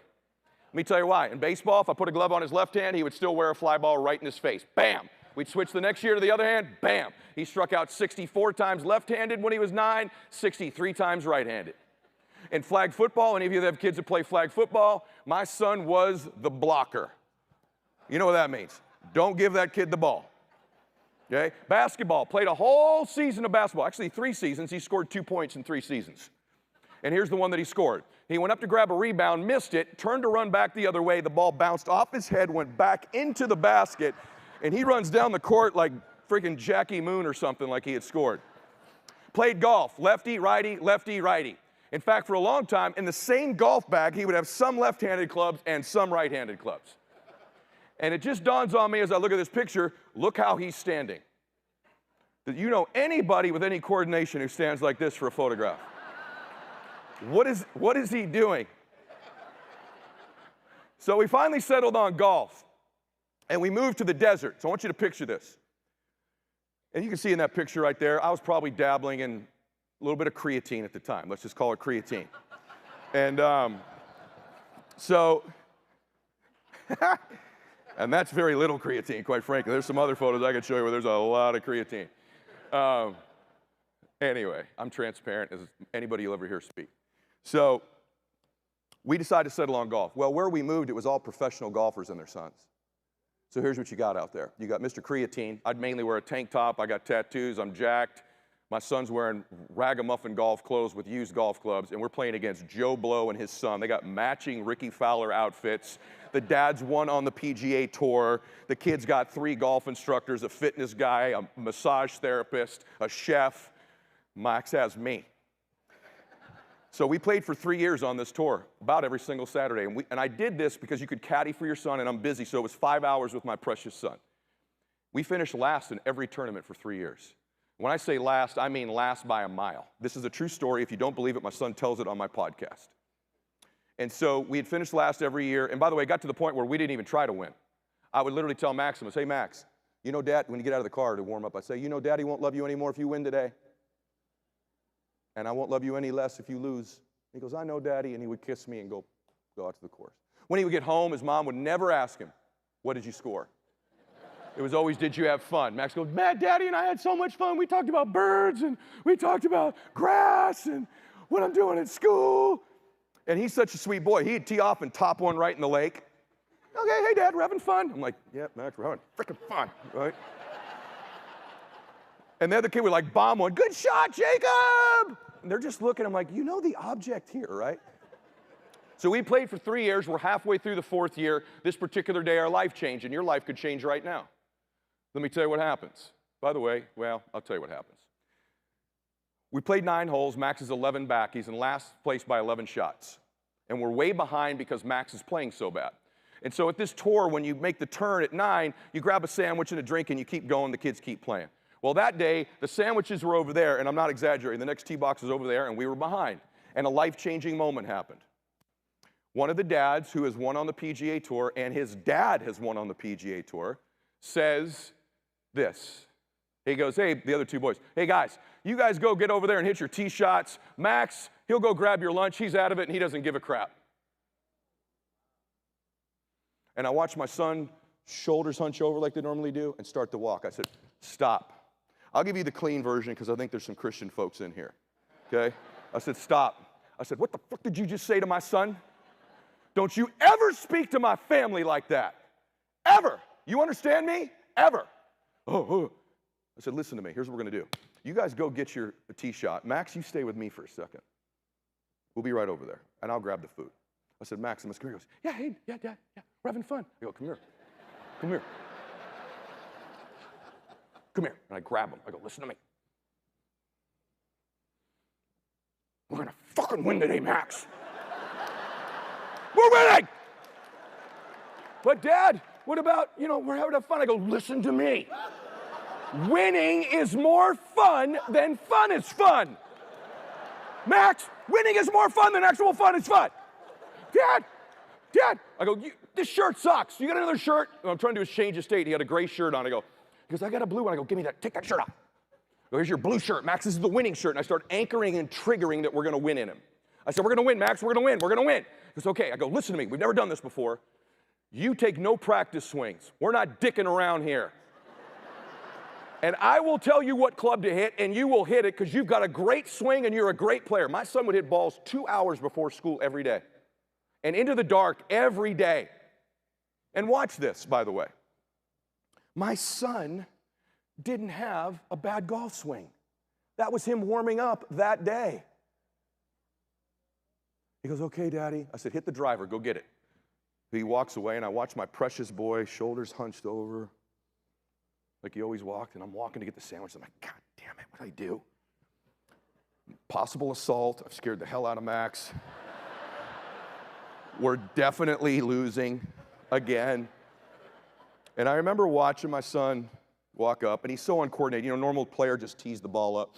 My son would have to get down on his knee, like tee the thing up. Jesus, Max. God. But he hits it right down the middle. And I'm walking, I get up there, I go, hey, how'd that feel? He goes, okay, Daddy. I go, great shot, great shot. We're walking, I'm grabbing, I'm anchoring. We're gonna win, we're gonna win, we're gonna win. Okay, Dad, we're gonna win. We get up there, I go, you got 120 Max, hit an 8-iron, hit this sucker 10 feet left of the hole, let's go. I've never talked to him like that before. He hits it about 20 feet left of the hole. I go, good shot. He goes, thanks. He hands me the club back. We walk up to the green. He's getting ready to putt. I go, Max, line the putt up. Because my son would just putt. I said, line the putt up. See how the other boys walk around and read? No, I don't know how the putt breaks. I don't know. My son, but now he's doing this BS make pretend reading of the putt. He's doing this. He goes, I think it's 2 feet left to right, Dad. I go, that's exactly what I see, son. Do that. Takes it back. Dunkaroonie for a birdie. Yeah, Maximus! Yeah! The other boy's bogey. And he kind of twirls the club back at me like this. I go, how'd that feel? He goes, that felt pretty good, Dad. Pretty good. All right, I go, hey, we're down 9, man, let's go. Now he's kind of walking like this to the next tee box. I'm like, hey, you're walking like your old man now. All right, Max, par 5, smash that driver. No practice swing. Okay, Daddy. Smashes it down the middle, actually further than the other 2 boys. We get up, it's a par 5, there's a lake in front, the other 2 boys lay up because they should. We're down 9, we got no choice. I go, Max, you got 220 the hole, smash that 3. He goes, nah. I go, don't hit it. Now, just so you know, my son has never hit a 3-wood at that point in his life, 220 yards ever. So like any really good story, there's a little Jesus involved. There just has to be. Just has to be. So I said, I immediately started praying. Lord, if this thing lands on the green, I will stop immediately 23% of all the bad crap I do. Like right in this moment, I'll never do them again. Literally never do it again. And if it lands on the green, I'll mention you in every talk I ever give the rest of my life. So my son hits this thing whoosh, in the air. Now it's in the air. Whoosh. And I'm going back to my Catholic days, man. I'm like, Hail Mary, full of grace, our Father, sign of the cross, whatever I got, dude. And it hits the wall in front of the green. And bounces straight up in the air. And lands on the green. And rolls to about 2 inches from the hole. Max goes, here you go, Dad. I go, nice shot, baby. Woo! And the other boys lay up. So here we go. Max squats up, taps in for an eagle. I go, how'd that feel? He goes, Dad, really good. I go, now we're total conversation. Now he's walking to the next tee box. Hey guys, I'm playing Callaway. What are you guys playing? You guys like Titleist? Like, what's the deal? Like, they're gonna get some foot joys. I'm not real sure. You know, I think the wind's blowing a little bit. It might actually, you know, he's totally talking like he knows what he's doing now. So we're down 7 shots now. Fast forward to 18th hole. We're down 1. Numbnuts, who made the comment, dipshit over there, and his son are in first. I go, let's go, Max. Let's win this thing. What I tell my son not to do, don't take a practice swing. It's about 100 degrees. My son takes a practice swing. Most important shot of my uncoordinated son's life, let me tell you what he does. Takes a practice swing, club slips right out of his hands, helicopters into the middle of the lake. Yeah, true story. You don't believe me? He tells it on the podcast. Most important shot of our life, my son throws the weapon he's going to use into the water before he can use it. Dead story. True story. Dead serious. I go, all right, Max. Power on one more club. Here, hit the 3-wood. My son hits the 3-wood down the middle. All right, there's a lake in front of the green, and I hear Numbnuts tell his son, hey, I won't say the kid's name. Hey, don't hit it in the lake. I go, Max, get over here. Hurry up. He's going to hit it in the lake. You never tell someone what not to do, man. Sure enough, he hits it in the lake. I go, Max, you got 122, hit this 8-iron, 10 feet left of the hole. Let's get the F out of here with a W, buddy. We have never talked like it's the same boy, I love you, whether you all that bull crap, right? Yeah. Which isn't bull crap, but you know what I mean. And he hits it about 10 feet left of the hole. This little boy's so good, he holes out from the other side of the lake. So here's the deal. Max makes the putt, we win. He 2 putts, we go to a playoff. He 3 putts, we lose. He goes into his little BS walk around the putt to read it. And my stupid butt, Mr. Motivational mindset, I go, hey, Max, it's a little downhill. Don't run it too far past the hole. My son, who never cared once, goes, Daddy, I'm going to make it. We're going to win. I almost cry right now telling you this. I go, well, then make it, man. Let's go. Because I got it. And he gets over that putt, and our life changed. Takes that, I'm shaking. Look at this. He takes that putter back, dunks it. Yes, Maximus! I'm carrying him around the green. Woo-hoo! How's that feel, buddy? Dad, this is awesome. Winning is way more fun than fun is fun. I'll prove it to you. Watch this face. Look at his little face. That's him after the win right there. Right? There's his blue shirt. Now, I still got to point out Still uncoordinated. You ain't ever seen LeBron James with an NBA title going afterwards, but he did it. He went on to win 22 straight tournaments. Same swing, different mindset. That day he shot 64. And I'm on a lot of creatine in that baby right there. 64. Then he finished third, and then he won 16 more. This is me and him playing golf in Cabo last year. He ended up growing quite a bit, and I'm probably should do a DNA check. His feet are still completely crooked in the picture, by the way. Look at his feet. Still does it. After this picture, he lost 80 pounds because that's his college golf scholarship being signed. This week, my son played in the national championship and made a hole-in-one in the national championship yesterday. I should probably show you the video. So, I tell you all this because he was the same swing, the same person, but totally shifted his mindset into winning. Too many of you here are playing with this. You're a fan. You're messing with it. You're casual. And until you decide you're going to win, nothing's going to change. And you don't have to be loud or yelling like I am. In fact, for me, at most events like this, I didn't say a whole lot. I just kind of went, yep, yeah. Now I'm serious. And I planted my flag. I'm not going anywhere. I'm going to make this happen. This is where I do it or I don't do it. This is my place. These are my people. And that's what's got to happen for you here today. You got to decide you want to win. When you make, and by the way, it's all kinds of people win here. But you got to make that decision. Because when you make a decision, your life changes. You're one decision away from completely changing your life. One new recruit, one new relationship, one new thought, one speaker away from totally changing your life. Here's how I know it. This is my dad. I got to tell you this quickly. This is my dad and me. Goofiest picture ever. No idea why my team picked this. That's my dad and I. My dad's my favorite human being that's ever been here. Because he changed. See, if you really want to impress people, tell them how perfect you are. That's what most speakers would have come out here and done. But if you want to connect with people and you want to do this in recruiting, reveal to them your imperfections. Too many of you are trying to recruit like, we're making big money. You know what you can say? You know what? I'm struggling myself, but I'm going to get this going. I have insecurities myself. I don't know everything, but I'll get you the answers. I'll tell you the truth. We'll root for you. We'll believe in you. Show them your imperfections when you recruit people. You will connect with them more deeply. Tell them where you come from. Tell them what your fears are. Tell them your anxieties. I promise you I'm right. This is my dad and I at my sister's wedding, just to prove at one time we were both good-looking men. This is my dad, my papa, and me. I'm Edward Michael Joseph Mylett III.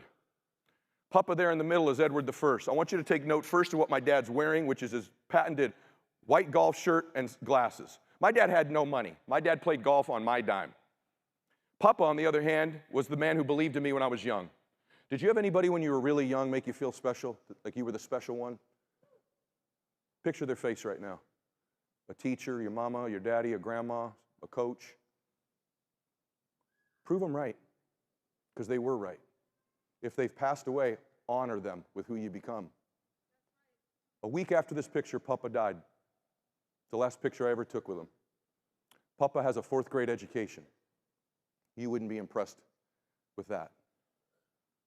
Let me tell you why he has a 4th grade education. This is where I come from. His dad died when he was in the 4th grade. You know how his dad died? In a gutter in South Boston in front of a bar. He drowned, drunk, passed out. That's what I come from. I went from that to here. You can go from where you are to anywhere you want to go. Papa, by the way, stormed the beaches of Normandy on D-Day. He's a stud. I remember when this happened, thinking, oh my gosh, Dad's in Papa's seat now, I'm in Dad's. Like that, like a flicker. You young people in here, I was once the young cool dude in the front row. Now I'm the old wise guy speaking. Like that. You know what your problem is? Listen to me. You think everybody else is going to die, not you.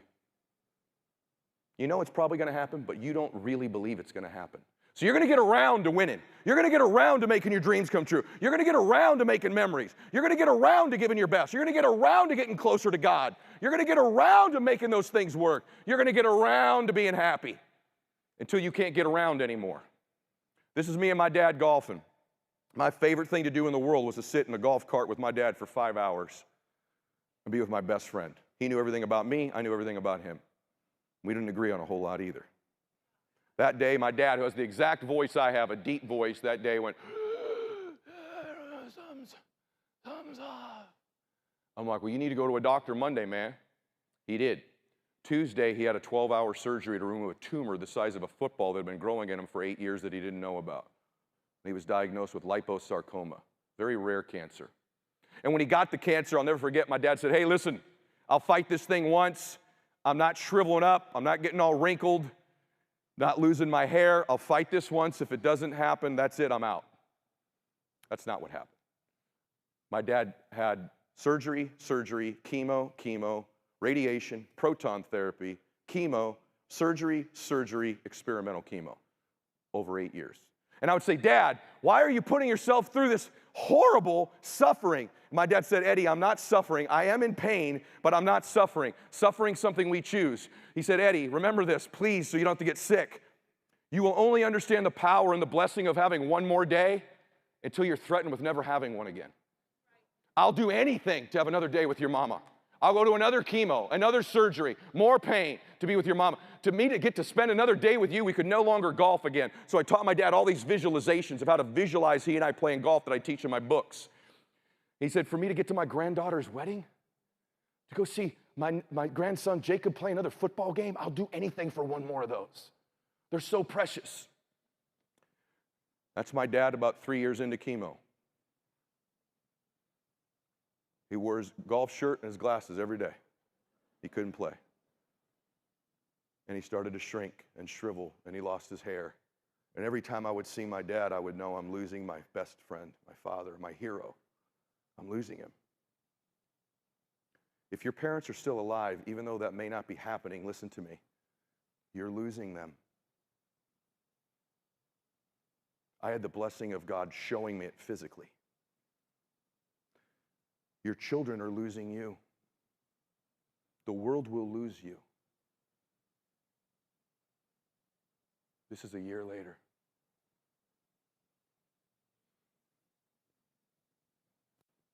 I don't give this talk a lot anymore, and I don't like giving it because I don't like this picture. He's still wearing it. But I knew I was losing him. Thank God I knew, because I sure appreciated him more.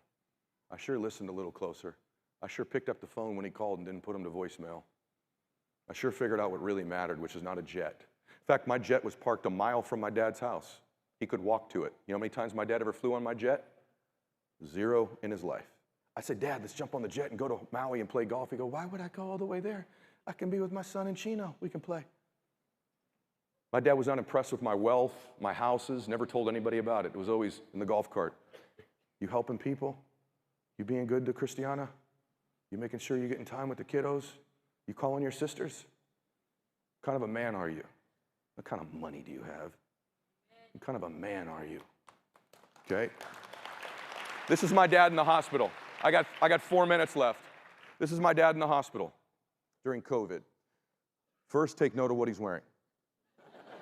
My father would get up every day and shave and put his golf outfit on and visualize us playing golf. I would sit in the parking lot of Pomona Valley Hospital every day with my dad up because I couldn't go see him. I couldn't hug him, I couldn't touch him, and he was a couple hundred feet away. We would talk every day. This day, my dad called and said, hey. Sometimes my dad would breathe 5 times a minute, sometimes 25. Hey, what you doing? I said, I'm downstairs, just working on the podcast, some other stuff. I'm good, writing this chapter for the book. Okay. I said, how are you doing? He goes, I'm good. Okay, kiddo, okay. We just played Pebble Beach. I said, we did? He goes, yeah. I said, how'd you play? He goes, lights out. I just played awesome. Shot 67. I finally birdied 18. It's awesome. I said, how'd I play? He goes, oh, like shit. I go, I gotta go. He goes, all right, I gotta get some lunch. 2 hours later, the phone rang. Hello? Hey. I go, what's going on? Yeah, I wasn't honest earlier. I said, what's up? I'm not doing so good. I said, okay. He goes, I want to go home. I go, Dad, you can't go home. You know that. No, take me home. I want to go home with Mom. I want to see you and your sisters tonight. I go, Dad, stop it. We're going to get you another steroid shot. You're crazy. He goes, listen to me. It's the power of one more. He goes, listen to me. I have one more day. What? Eddie, I have one more day. Please let me go home. My stomach sank. I said, I'm going to call the doctor. I called the doctor. I said, hey, he's talking crazy. He goes, I'd go get him, Ed. I'd send an ambulance. Take him home. I said, what? He goes, Eddie, they know. I said, who's they? He said, someone is going to die. They know. This is 4 hours later. That's my dad coming home one more time. Walking through that front door one more time in an ambulance.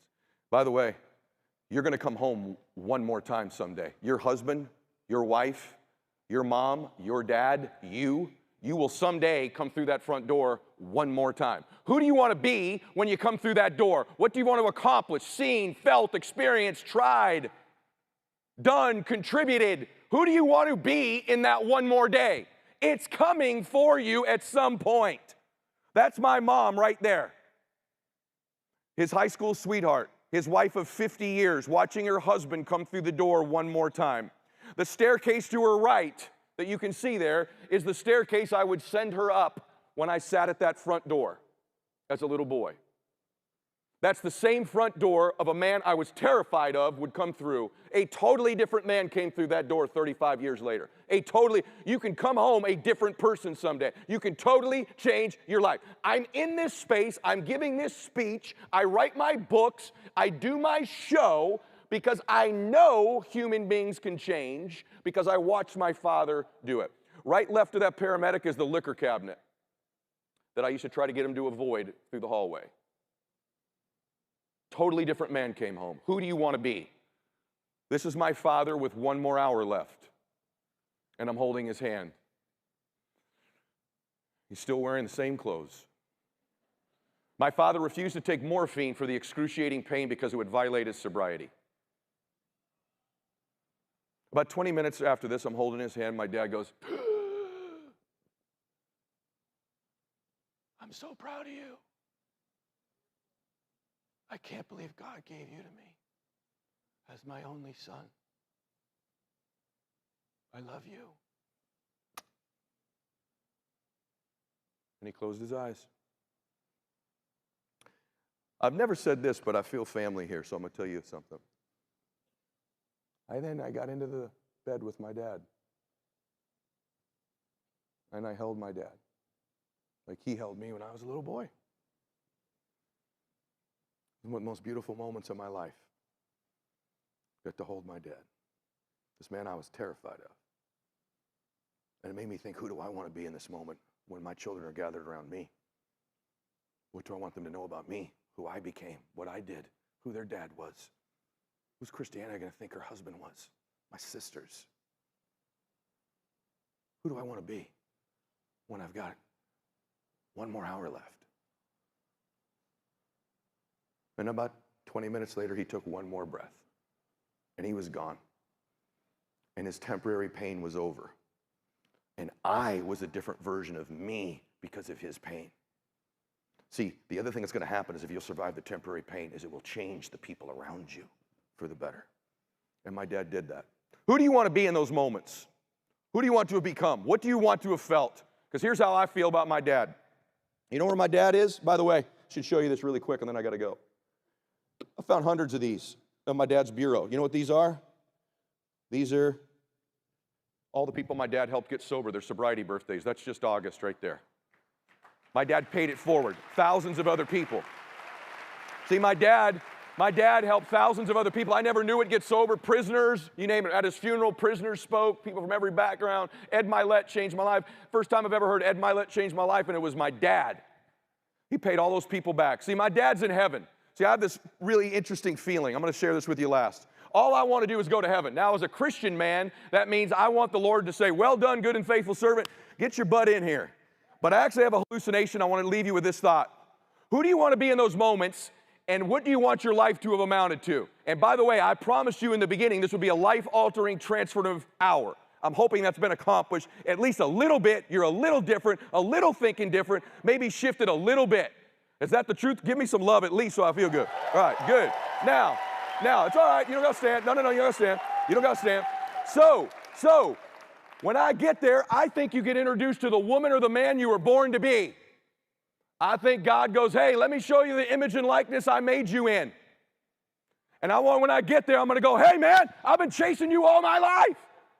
I've been after you. And he's going to go, I've been watching, dude. I thought that one chapter you were toast. That other mistake you made, that thing nobody knows about, I know. All the falling down, all of it. But you kept getting up. You kept getting up. You kept getting up and coming at me, man. And you did it. You maxed out your life. You got all the juice. You rode the roller coaster, dude. You didn't take the merry-go-round. My God, what moments, what memories, what experiences, the people's lives you changed. Well done. We're identical twins. To me, that's heaven. Hell looks a lot different. Hell is you get there and you're complete strangers of who you could have been, what you could have seen, what you could have felt, what you could have experienced, what you could have contributed, and you didn't do it all. Yeah, I was chasing you, and then the market changed.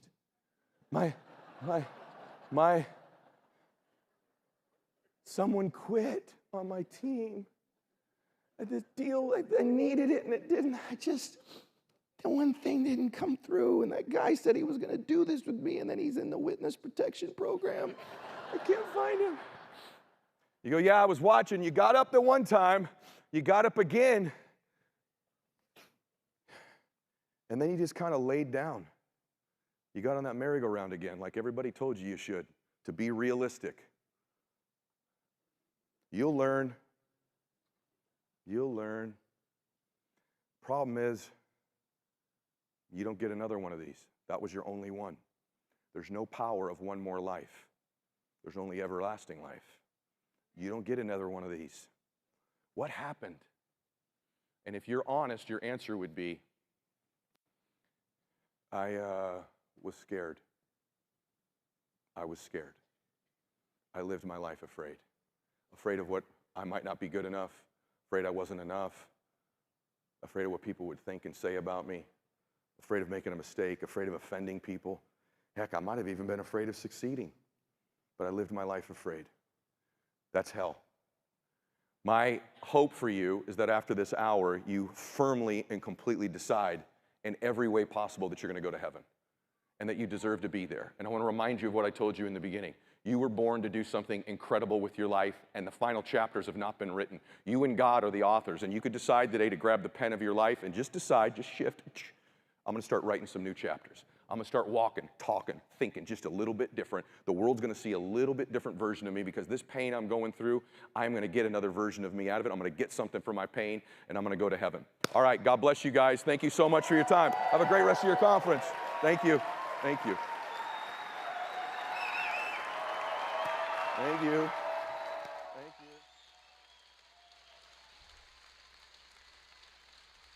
you. eXp family, show a little more love for Ed Mylett.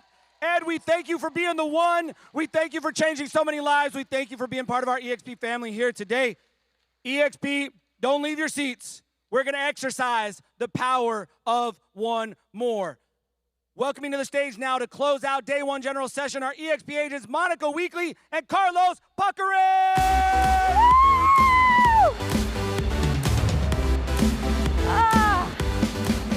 Wow, I was not anticipating the emotional. Carlos and I are back there crying, like, we don't want to go on stage now. Oh my God. I'm not crying. I'm not crying. So amazing. Big thank you to Ed Mylett. What a powerful session. All right, Carlos, were you one of the lucky agents that got to snag one of the free workbooks? I did, but I forgot mine. Okay, good. Glenn made them free to agents this year, and we were out of stock within hours of the announcement. It's pretty amazing. For those of you who were unable to get one of these printed versions of the workbook, everybody is going to get a digital version emailed to them, and the great news is they're going to be doing it again for eXpCon.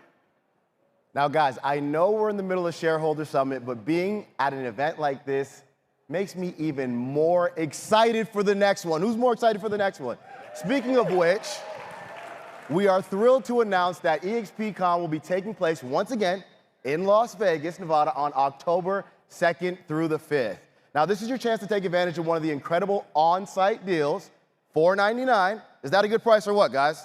Woo! This deal is only available until May 20th while supplies last. So get your phones out, scan the QR code, and save today.